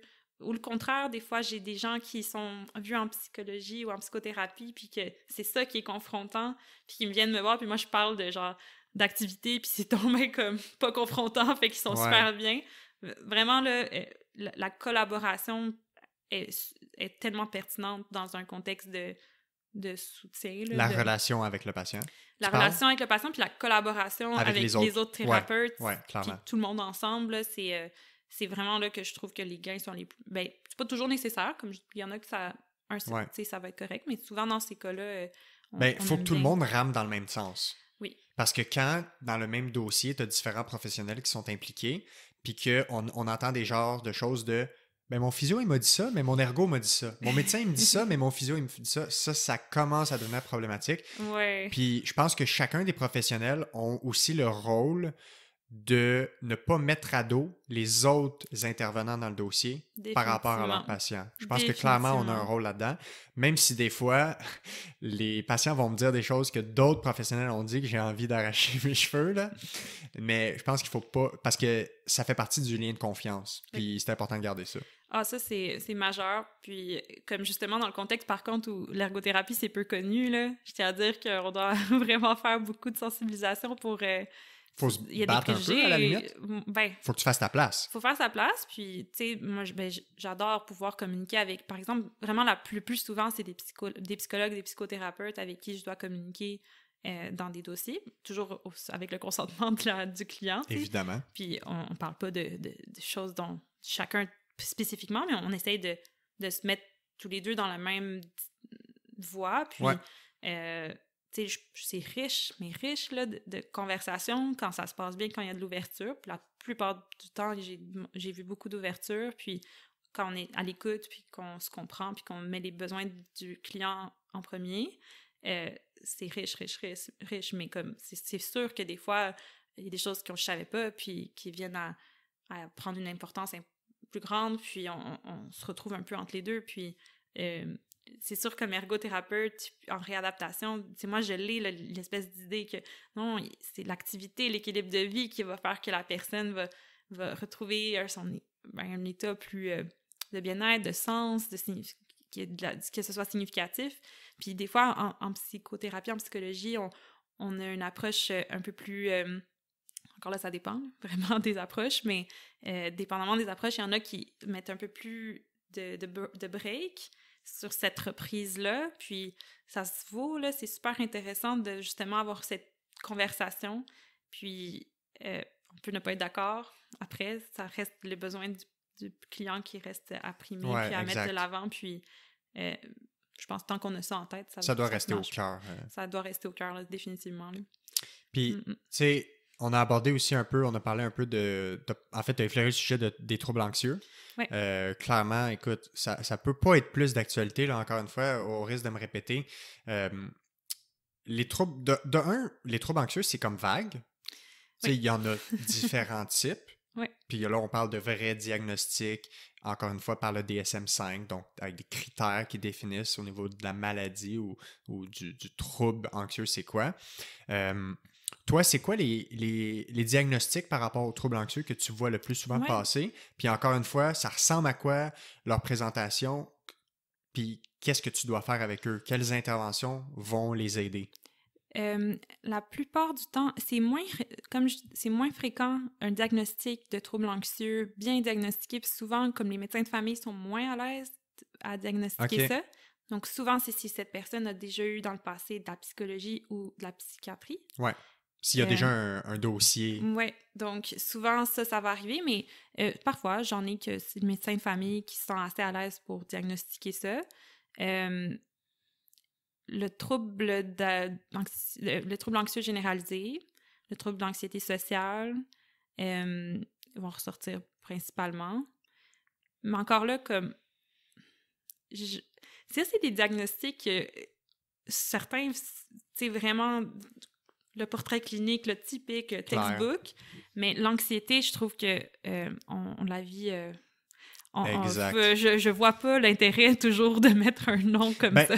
En fait, c'est que, est-ce que ça change réellement quelque chose à notre prise en charge qu'on ait un nom de diagnostic? Peut-être pour certaines personnes, ça peut les amener, hein? Peut-être tu peux en parler plus de ça. Ça peut les amener à une certaine paix avec le fait qu'il y a un nom sur ce qu'ils vivent. Serais-tu d'accord pour dire ça? Oui, définitivement, parce qu'il y a quand même des portraits...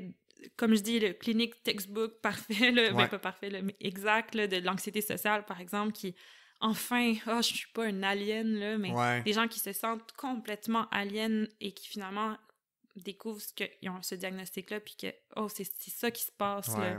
Ça, définitivement, je trouve que ça aide quand ça répond à un mal-être qu'ils ont depuis tellement longtemps. L'anxiété sociale, là, notamment, ça arrive pas du jour au lendemain, là, comme, souvent, c'est là depuis toujours. Comme c'est où ça s'est développé, là, en tout cas, mais c'est souvent là depuis longtemps, puis comme on se lève pas avec ça un matin, là. Non, c'est ça. Puis le trouble panique, ça, je l'ai souvent. Okay. Le trouble panique, en fait, mais encore là, pas toujours diagnostiqué. C'est quoi le trouble panique? Comment tu le définis? Là, on va parler de gens qui vont avoir eu une première crise de panique et qui développent une peur d'avoir peur. Une peur de faire des crises de panique. Est-ce que crise de panique, c'est la même chose quand on parle de crise d'anxiété?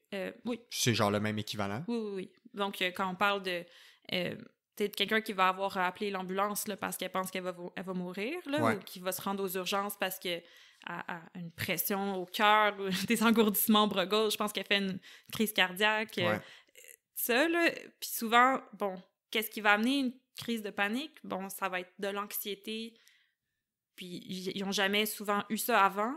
Pourquoi est-ce que là, ils en ont une? C'est peut-être plus dans le contexte tantôt, même des gens qui vont avoir un portrait plus d'épuisement professionnel, où il y a eu quelque chose qui est arrivé, puis une anxiété qui en a suivi, parfois plus physiologique, somatique, là, psychosomatique. Là, donc, ils ne sont pas en contact avec ça, ils n'ont pas particulièrement des sources d'anxiété ou de stress dans leur quotidien, mais c'est leur corps qui dit quelque chose. Là. Il y a comme... le corps se sent stressé, est stressé. Oui, puis ça va arriver en conduisant, ça va arriver dans un moment où les gens sont calmes, puis là, ils vont avoir une crise de panique.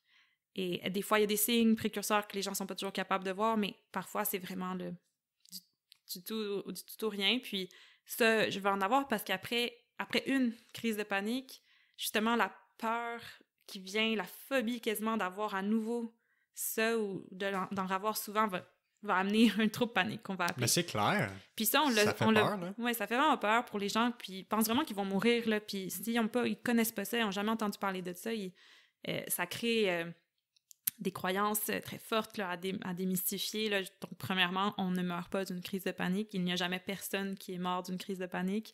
Donc, dire ça, là, ça fait ouf pour beaucoup de monde. Mais justement, ces gens-là, on peut les voir dans notre contexte parce que souvent, ils n'ont jamais eu de problème avant, pour certains. Là. Et souvent, ils sont en arrêt de travail. Ils ont fait une crise de panique au travail. OK, ça pourrait avoir été la cause de l'arrêt. De l'arrêt. Ils ont eu une crise de panique au travail. Puis là, le médecin a signé un arrêt, puis là, ils en font plein à la maison. Ils sont plus au travail, là, puis ils ont peur de faire une crise, puis là, ils en font plein. Wow. Ça, c'est des cas... méchant servicieux, là. Oui. Mais ça, c'est des cas plutôt spécifiques, puis peuvent amener un trouble d'adaptation ou un élément dépressif par après, puisque on est arrêté de travailler, on arrête de tout faire, en fait. Full circle. Full circle. Ils arrêtent de conduire, ils ont peur de conduire, ils se mettent à avoir peur de tout, fait qu'ils s'isolent. Fait que là, mais c'est un trouble panique. Puis comprendre ça, sortir, c'est très spécifique, le protocole, beaucoup d'approches, surtout l'approche cognitivo-comportementale en psychothérapie, là, qui est très développée pour le trouble panique spécifiquement. Puis, fait qu'en psychothérapie, les psychothérapeutes, psychologues... Ouais. Mais comme ergo, je me retrouve avec ces gens-là. Ouais. La plupart du temps, je suis comme, on va aller voir un psy aussi. Ouais. Mais l'approche ergo est super pertinente puisqu'on reparle de reprendre progressivement des activités de la vie, parce qu'on s'est isolé, on a arrêté. Ouais. Puis reprendre ça progressivement, s'exposer à des situations anxiogènes. Ben moi, j'ai déjà fait des expositions en milieu de travail. Donc, je me déplace avec la personne, je vais en milieu de travail. Hein? Wow. Et je passe 1 heure avec eux dans ce milieu qui sont... Ben, si c'est au travail qu'ils ont une peur, si c'est pour prendre la voiture, donc... Fait que tu fais de l'exposition graduelle avec eux. Oui, donc une approche basée un peu là-dessus. On se base sur des approches de cognitivo-comportementales, mais on ne fait pas de la psychothérapie, mais on utilise l'activité thérapeutiquement. Ici, c'est très ergo. Là. On va mettre la personne dans cette situation-là, puis on va appliquer des stratégies de gestion du stress. D'adaptation. À ce moment-là, mais l'idée de s'exposer fait partie de la gestion du stress. Ouais. Donc, s'exposer continuellement, puis pour beaucoup, justement, si c'est au travail que c'est arrivé, bien, ça va se rendre jusqu'au retour au travail, là, cette période d'exposition. Puis concrètement, est-ce que tu vois que cette approche-là d'exposition, elle est surtout pour aborder ou traiter le trouble de panique? Ou l'ensemble des troubles anxieux en général, si c'est en situation de travail? Si c'est en situation de travail ou autre, là, mais s'il y a nécessité de s'exposer à nouveau, puisque quand on parle d'un trouble anxieux, on parle principalement de la peur, d'avoir peur. On devient allergique au stress. Le stress qui fait partie de notre vie, on ne peut pas s'en débarrasser. Ouais. En fait, le stress qui est utile et nécessaire à la vie, à la survie à la base. Là. Ouais. Mais encore une fois, c'est le spectre. Là. Le stress trop élevé va devenir problématique. Tout à fait, mais des fois, juste de tolérer graduellement des sensations liées au stress. Là, des fois, même, on te fait faire de la course. Quand il y a un suivi en kinésiologie, ben, le fait d'utiliser l'activité physique pour faire accélérer le rythme cardiaque, puisque c'est un symptôme souvent lié, puis ils ont peur de ce symptôme-là, ben, on peut venir... Moi, je fais faire des exercices de respiration, puisque souvent, l'hyperventilation est un symptôme, donc ils ont peur de la sensation d'être étouffé, d'avoir le souffle court, vont amener la peur. Ouais. Et la peur, c'est pas juste une peur, là. C'est une phobie. Ouais. On a une peur d'avoir peur tellement forte que on se met à capoter, on se met à paniquer, il y a plein de pensées, puis on panique, ça augmente le stress, ça augmente la crise, donc c'est un peu comment couper ça, comment les habitudes de vie généralement peuvent aider à calmer un trouble anxieux. Donc, on parle énormément d'hygiène de vie, là. L'alimentation, le sommeil, la gestion de l'énergie au quotidien, la surcharge sensorielle aussi, hein, tu sais, des gens qui vont développer une hypersensibilité, là, qui se mettent à comme... juste aller à l'épicerie, trop de monde, trop de bruit, trop de lumière, trop de son, ouais. Donc, il y a même ça aussi qui se développe, puis après, il y a toutes les approches qu'on utilise beaucoup avec les enfants, là, qui sont d'intégration sensorielle, là, souvent, on voit... Moi, j'aime beaucoup voir l'adulte comme un enfant, tu sais. Ouais. Je suis comme, qu'est-ce que tu faisais quand tu étais enfant? Parce que, clairement, il y avait des choses que tu aimais, puis faire qui te calmait, qui te faisait du bien, qui t'apaisait. Puis quand on vit ces problématiques-là de santé mentale, de revenir un peu à notre enfant là, intérieur. Ouais, je comprends ce que tu veux dire. Souvent, ça reflète qui qu'on est, mais qu'est-ce qu'on aime faire, qu'est-ce qui nous fait du bien. Puis, justement, tu sais, juste pour le trouble anxieux ou même certains éléments de troubles de l'attention qui sont augmentés par l'anxiété ou la dépression, la fatigue. On devient être plus facilement distrait, notre concentration est moins bonne. La médication affecte ça aussi. Ouais, notre réserve d'énergie est moins grande aussi. Là. Tout à fait. Donc, d'agir des fois sur l'environnement pour calmer le côté sensoriel, enlever des distractions sensorielles, ben c'est ce que je ferais avec des enfants en ergo, là, dans une école. Donc, des fois, je le réutilise chez l'adulte. Mais tu vois, encore une fois, quand tu parlais d'exposition graduelle ou d'exposer à la peur, ça ne te surprendra pas, je fais un parallèle avec la physio. Ça existe, les peurs, clairement, de la douleur. Mm-hmm. Ça existe, les peurs du mouvement, qu'on va appeler la kinésiophobie, qui a des questionnaires diagnostiques précis pour faire ça. On diagnostique pas ça pour le fun, puis d'ailleurs, le physio ne diagnostique pas de kinésiophobie. On peut percevoir et observer et objectiver des signes clairs de kinésiophobie. On a des questionnaires pour screener ça. Mais le lien que je veux faire, c'est que quelqu'un qui a une peur, là, la littérature démontre que l'exposition graduelle, c'est le traitement de choix. Fait que quand on parle d'une peur du mouvement, puis là, ce qui est peut-être le plus facile à comprendre, c'est encore une fois dans les douleurs au bas du dos, les douleurs lombaires que les gens connaissent bien, ben les gens ont peur de quoi? De se pencher et ramasser des charges. La fameuse flexion lombaire. Puis j'en ai parlé dans le podcast qui est sorti aujourd'hui sur les douleurs lombaires. Allez voir ça, épisode 7. Les gens ont peur de pencher en avant. Fait que t'as bien beau leur expliquer plein de choses, t'as bien beau être le meilleur thérapeute, avoir les meilleurs exercices, avoir le meilleur traitement en clinique, c'est une peur, c'est une phobie. Là. Si elle est là, il y a des mécanismes dans le cerveau qui sont en place pour favoriser cette peur-là. Fait que le traitement de choix pour ces gens-là, c'est de l'exposition graduelle. Puis c'est quoi de l'exposition graduelle dans un cas où on a peur de pencher en avant? Ben, chaque jour, un peu, tu vas pencher en avant. Progressivement, de plus en plus. Puis là, ça dépend parce qu'il y a des gens que c'est une réelle peur ancrée depuis longtemps. Puis il y en a, c'est juste, mon médecin ou mon autre physio ou mon ostéo ou ma mère ou mon père m'ont dit de ne pas pencher en avant quand tu as mal au dos. Fait que là, tu fais juste leur dire, savais-tu que si tu penches plus régulièrement et progressivement, ton corps va s'habituer puis après ça, tu vas être capable? Ah, OK, parfait. Ces gens-là, ça va super bien. Mais il y en a que ça fait 20, 30, 40, 60 ans qui pensent que pencher en avant, c'est dangereux pour leur dos. Tout à fait. Fait qu'eux, il faut faire une exposition graduelle, puis je vais avoir la même approche que comme toi, tu ferais au travail. Ben, tu vas le faire progressivement, on le fait ensemble, répéter, on voit comment ça réagit, ils vont le faire en exercice à la maison, jusqu'à éventuellement répéter des expériences positives de ce mouvement-là, qui va leur amener à vivre une expérience qui est contradictoire avec leurs croyances. Ouais. Fait qu'ils vont se dire, moi, je pensais que pencher en avant, c'était dangereux. J'ai penché 100 fois en avant aujourd'hui, puis j'ai pas plus mal. Ben, peut-être que c'est pas si dangereux que ça. Puis on réussit à vaincre cette espèce de phobie-là. Exactement. Fait que je vois ce parallèle-là vraiment. Puis c'est là qu'on voit, tu sais, on a essayé de... Tu sais, les gens, ils disent santé mentale, santé physique. Ce n'est qu'un. En fait, c'est pas nécessaire de dire que ce n'est qu'un, mais dans le sens que ça va vraiment ensemble. Ben oui, puis... Ça s'influence. Définitivement. Puis c'est ça, t'as des approches qui sont super importantes dans le côté de ramener aussi la personne à se responsabiliser, à autogérer sa condition. Puis clairement.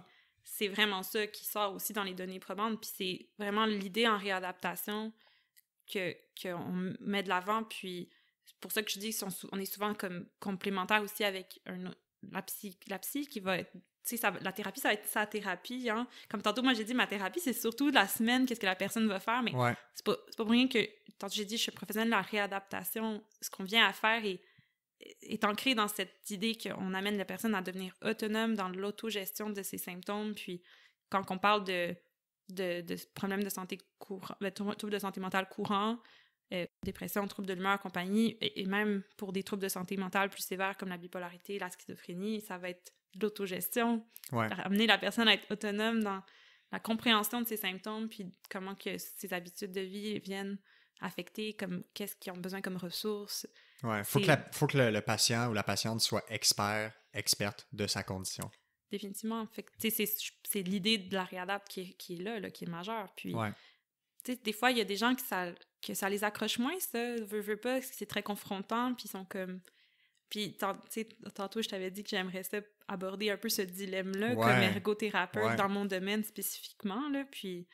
Je peux-tu... Absolument, on est rendu là. Mais dans le fond, comme justement dans ma pratique, là, plus spécifiquement, on a beaucoup de dossiers qui nous sont référés du seul même employeur, qui est un employeur du CIS, donc 15 000 employés en dessous. Là. CIS, C-I-S-S-S-S, ouais, c'est S-S. Je vais pas dire lequel spécifiquement, mais ils ont un partenariat avec nous et qui font que l'employeur même, bon, les gens de son département, qui sont sous le couvert du CIS, s'ils voient un besoin de réadaptation, ils nous réfèrent directement à nous. Et ce qui m'a mis en contact majoritairement, là, je pense que c'est 50% de ma clientèle en ce moment, c'est des professionnels de la santé. Ah ouais? Ouais, donc des ergos. Non, c'est vrai, j'en ai pas eu encore. Mais en fait, c'est que personne n'est à l'abri de ça, là. Ben non, puis vraiment... Il y a beaucoup de risques en ce moment, justement en santé mentale, en ce sens où j'ai énormément d'infirmières dans ma clientèle, des travailleurs sociaux, des psychoéducateurs. Préposés, physio, beaucoup de préposés. J'ai eu une physio. Donc, est-ce que on n'est pas à risque, pantoute? On n'est pas immunisé. On n'est pas immunisé, ouais. On est à risque même du fait même de la nature de notre emploi.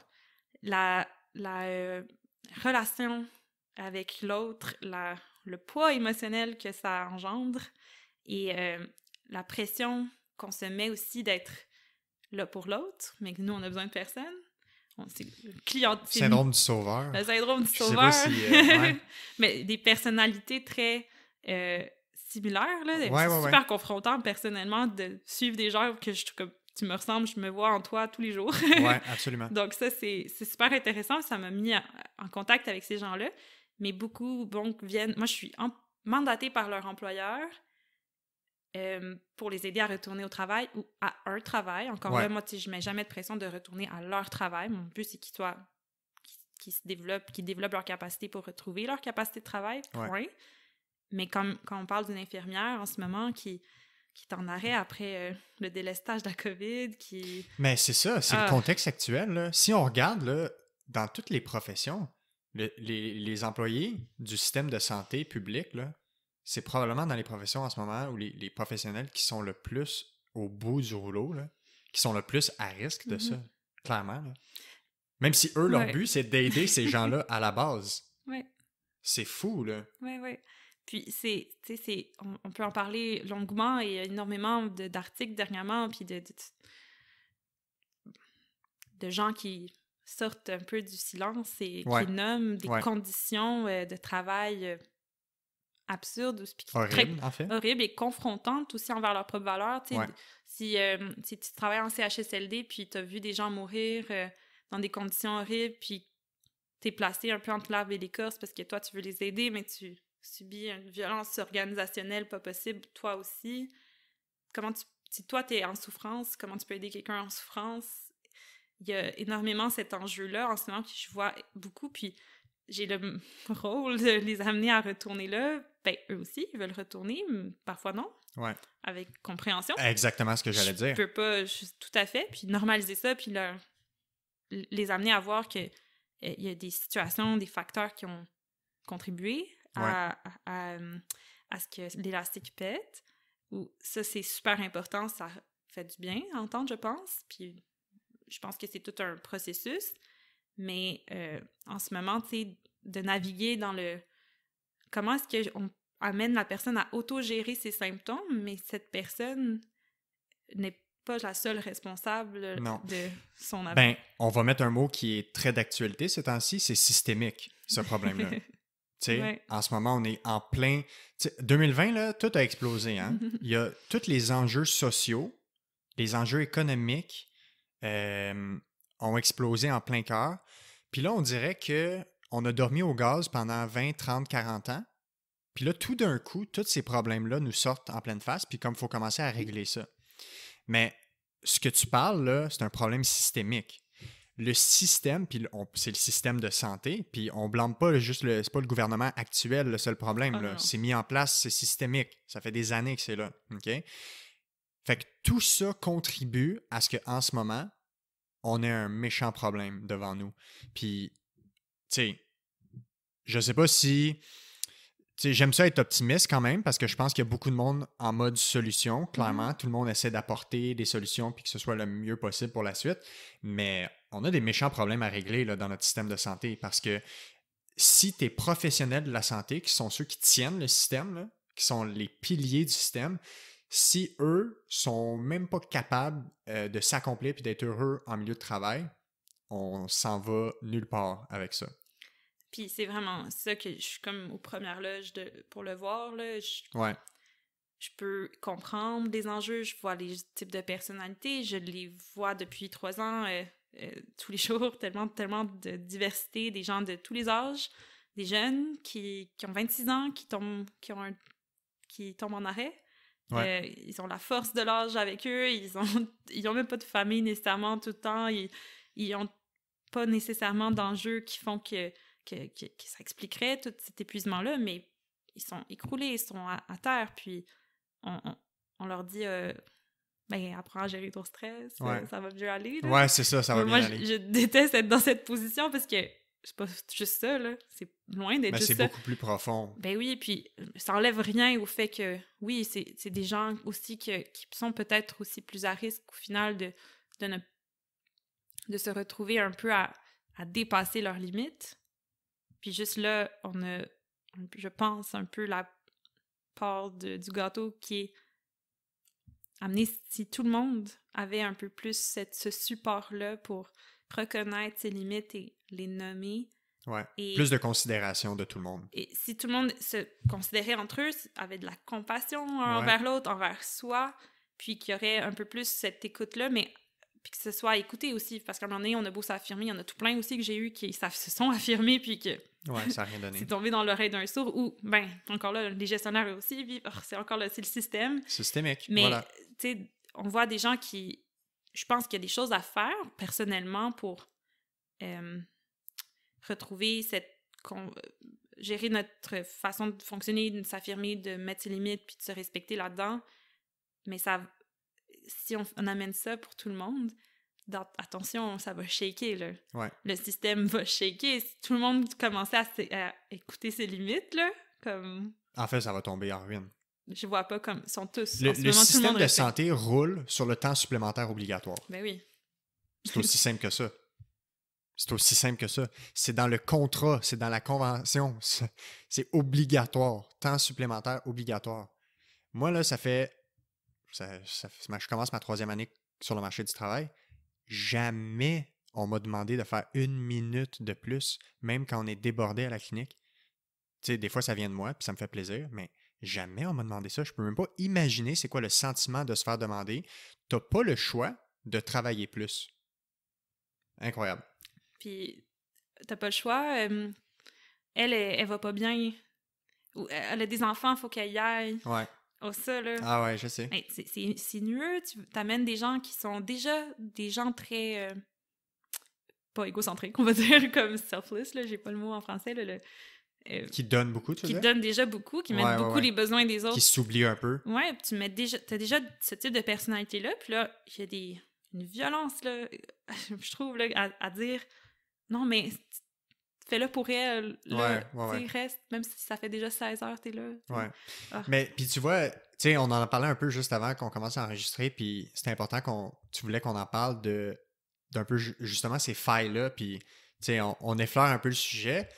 Toi, concrètement, dans ton travail, en termes, tu sais, puis surtout lié à la santé mentale, c'est quoi les obstacles que tu rencontres dans ton travail? Puis peut-être faire le lien justement avec ces failles-là du système. Mm-hmm. Ben, je suis d'abord en clinique privée. Ouais. Qui fonctionne dans un contexte de ressources limitées, avec une tierce personne qui ne connaît pas nécessairement les enjeux, La réalité. la réalité de la... Ben, peut connaître, peut être sensible, peut être insensible, peu importe, mais quelqu'un qui n'est pas un professionnel de la santé, qui décide combien qu'une personne devrait recevoir de soins, selon, après, mes recommandations, mais pas toujours. Ouais.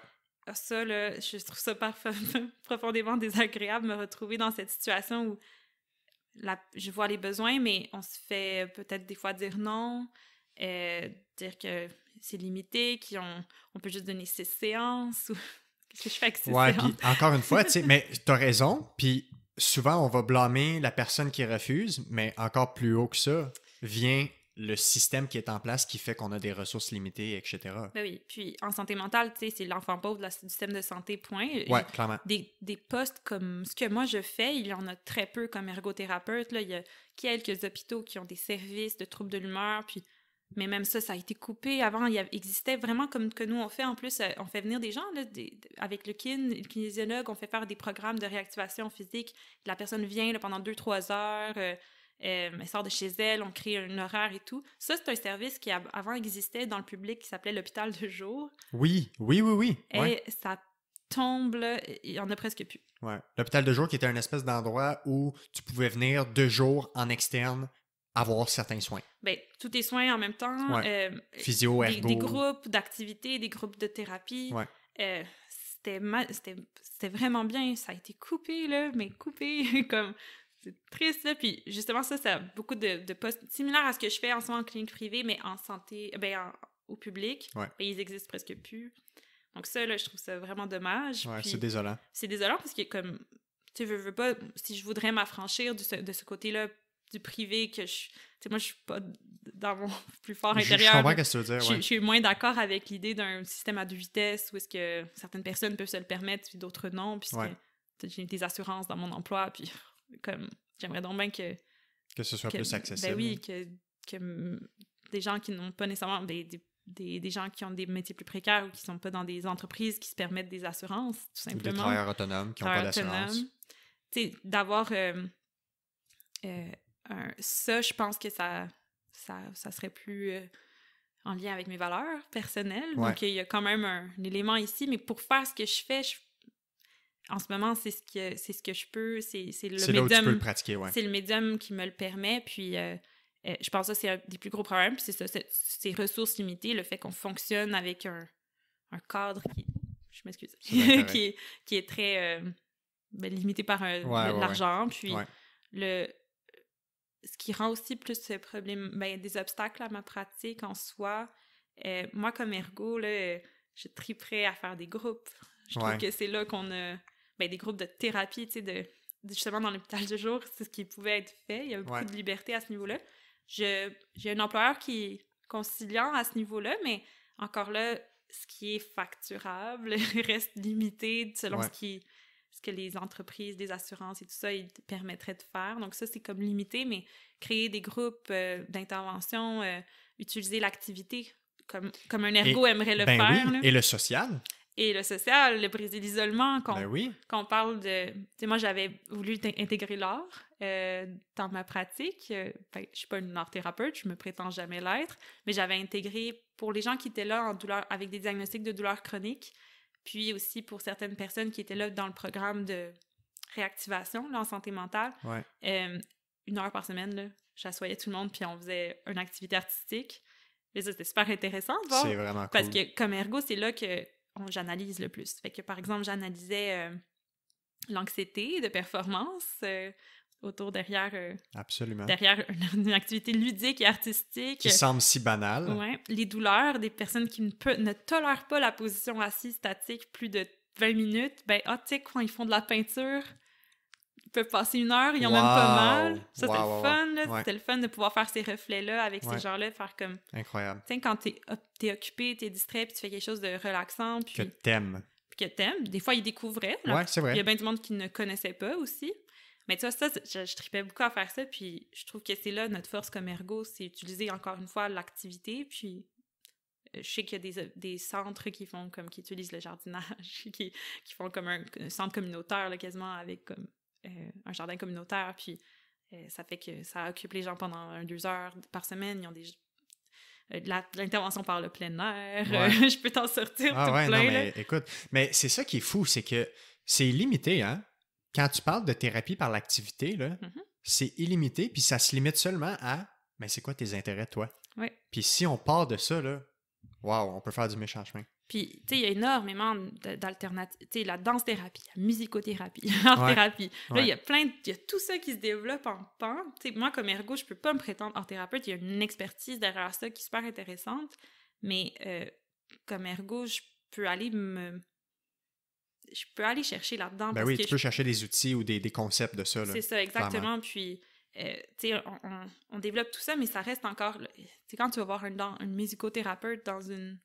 Je savais même pas que ça existait. Ben oui. Je pense qu'il y a thérapie de tout, là, Ouais, maintenant. ouais, exact. En Mais 2020, tu sais, ça reste des services qui sont pour une minorité de la population, hein. C'est tant que c'est pas dans le public, tu le verras jamais, là. Ouais.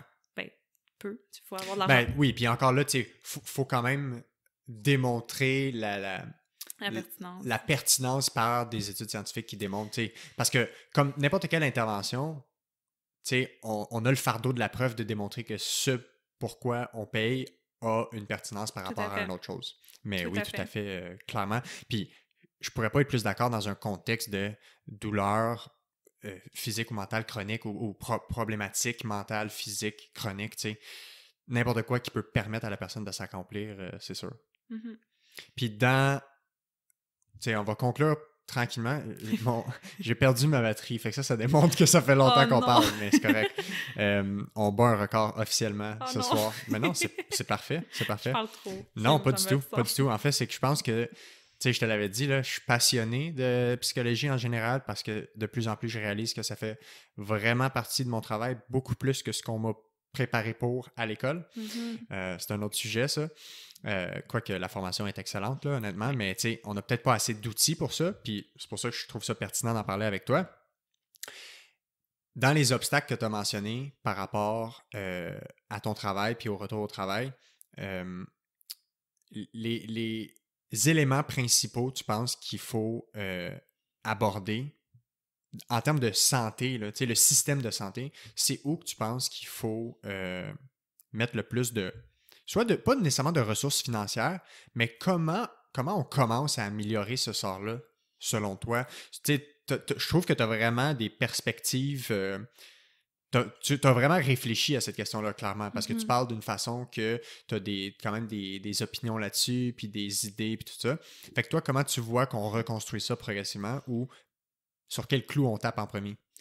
Je pense qu'en lien spécifiquement avec la santé mentale puis le retour au travail, beaucoup du travail à faire et que beaucoup de ressources humaines, le champ de des ressources humaines se développe beaucoup là-dessus. Puis c'est là que je trouve ça, bon, j'aimerais ça quasiment comme qu'il y ait une collaboration, parce que c'est deux pans de la société qui se parlent pas, là. C'est la santé puis les ressources humaines. Pourtant, eux, ils essaient beaucoup de justement adresser l'absentéisme, en tout cas, les arrêts de travail, puis ça affecte la productivité et l'efficacité dans une entreprise.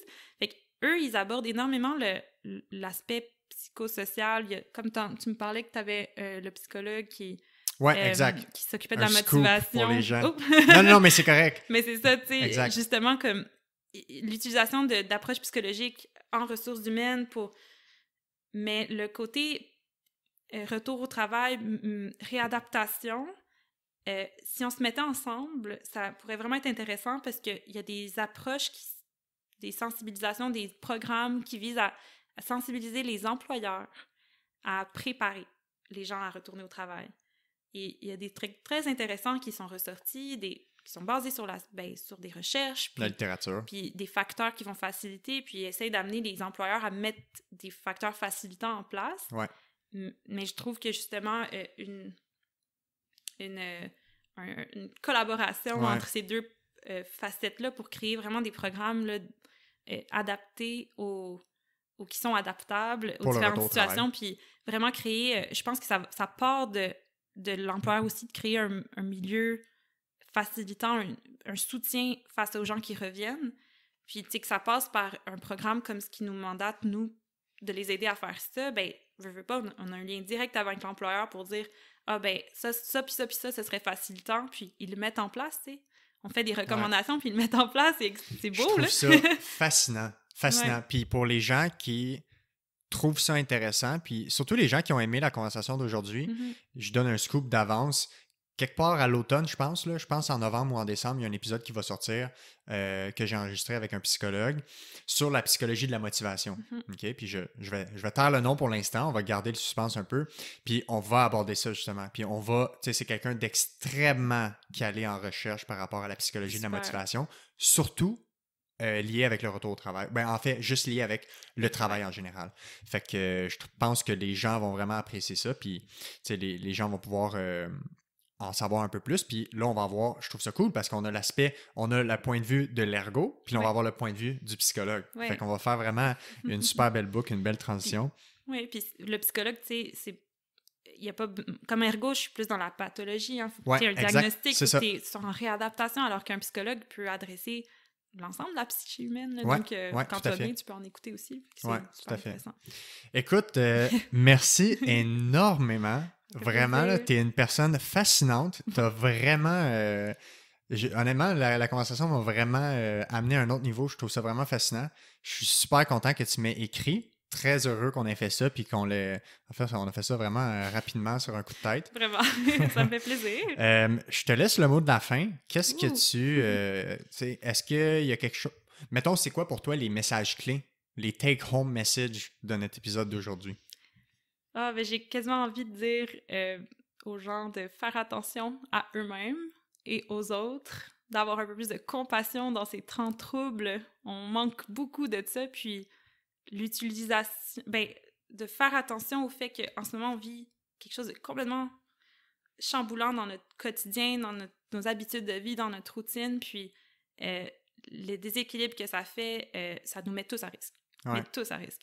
Parce que c'est exactement ce que je disais tantôt, là, qui va être des facteurs précipitants. Donc, on est, en ce moment, comme on vit tous des chamboulements, puis il y en a là-dedans qui vont doucement présenter des signes, Puis il faut qu'on fasse attention l'un à l'autre, je pense, vraiment beaucoup en ce moment. Puis dans les milieux de travail aussi, c'est là que souvent qu'on voit les gens. Puis là, en ce moment, il y a plein de monde qui travaillent seuls dans leur bureau à la maison. Ouais. Et on les voit moins. Les gens qui dépérissent, des fois, on peut les voir en milieu de travail, dire « Hey, ça a l'air de pas aller, là, qu'est-ce qui se passe? » Puis d'aller chercher de l'aide. Donc, encore plus nécessaire en ce moment de lâcher des coups de fil à des gens puis de dire comme ça va dessus. 100% d'accord. Puis d'ailleurs, pour faire du pouce là-dessus, un des messages en conférence de presse du premier ministre cette semaine, c'était ça. C'était si vous connaissez des personnes seules, allez les visiter. Parce que les personnes seules ont le droit de recevoir la visite d'une personne. Tout à fait. Fait que d'aller les visiter. Tu sais, en ces temps assez difficiles, là, on ne sait pas qu'est-ce que novembre-décembre va nous réserver.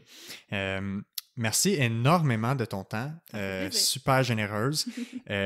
Tu es la première ergothérapeute à être venue au podcast. Fait que je suis super content. Je vais essayer de diffuser ça dans pas trop longtemps parce que je trouve que c'est vraiment d'actualité. Fait que je veux pas attendre à l'hiver pour diffuser ça. Puis je suis super content parce que un des buts du projet aussi, c'est de faire valoir les professions. C'est sûr que moi, je suis physiothérapeute, fait que j'ai beaucoup de contacts de physio, fait qu'il y a eu beaucoup de physios qui sont venus au podcast, puis il y a plusieurs enjeux en santé dans lesquels on est capable de parler, mais je veux vraiment recevoir plusieurs professionnels, faire découvrir des professions. Ma mère est ergothérapeute, fait que je trouve que c'est une profession extraordinaire. Je pense qu'on ne connaît pas assez les ergothérapeutes. Ils ont beaucoup à gagner à être connus. Puis je pense que ça commence aussi par des initiatives comme ça. Fait des petits gestes. Mais merci de m'avoir accueilli. Moi, c'est vraiment comme j'essaye de faire rayonner la profession. Absolument. Mais tu sais, j'ai la même volonté que toi, que la profession soit reconnue. Puis au-delà de ça, juste qu'on soit en mode solution, qu'on parle. Tu sais, on est encore jeune, on a de l'énergie. Il y en a peut-être qui sont en fin de carrière. Ouais, c'est ça. Puis je pense qu'il faut juste continuer à pousser dans le bon sens. Puis je pense que tu vas faire des belles choses à l'avenir. Ah, merci. Fait que merci beaucoup. Puis je suis sûr qu'on va refaire un épisode prochainement. Fait qu'on se tiendra au courant. Je suis partante. Salut. Salut.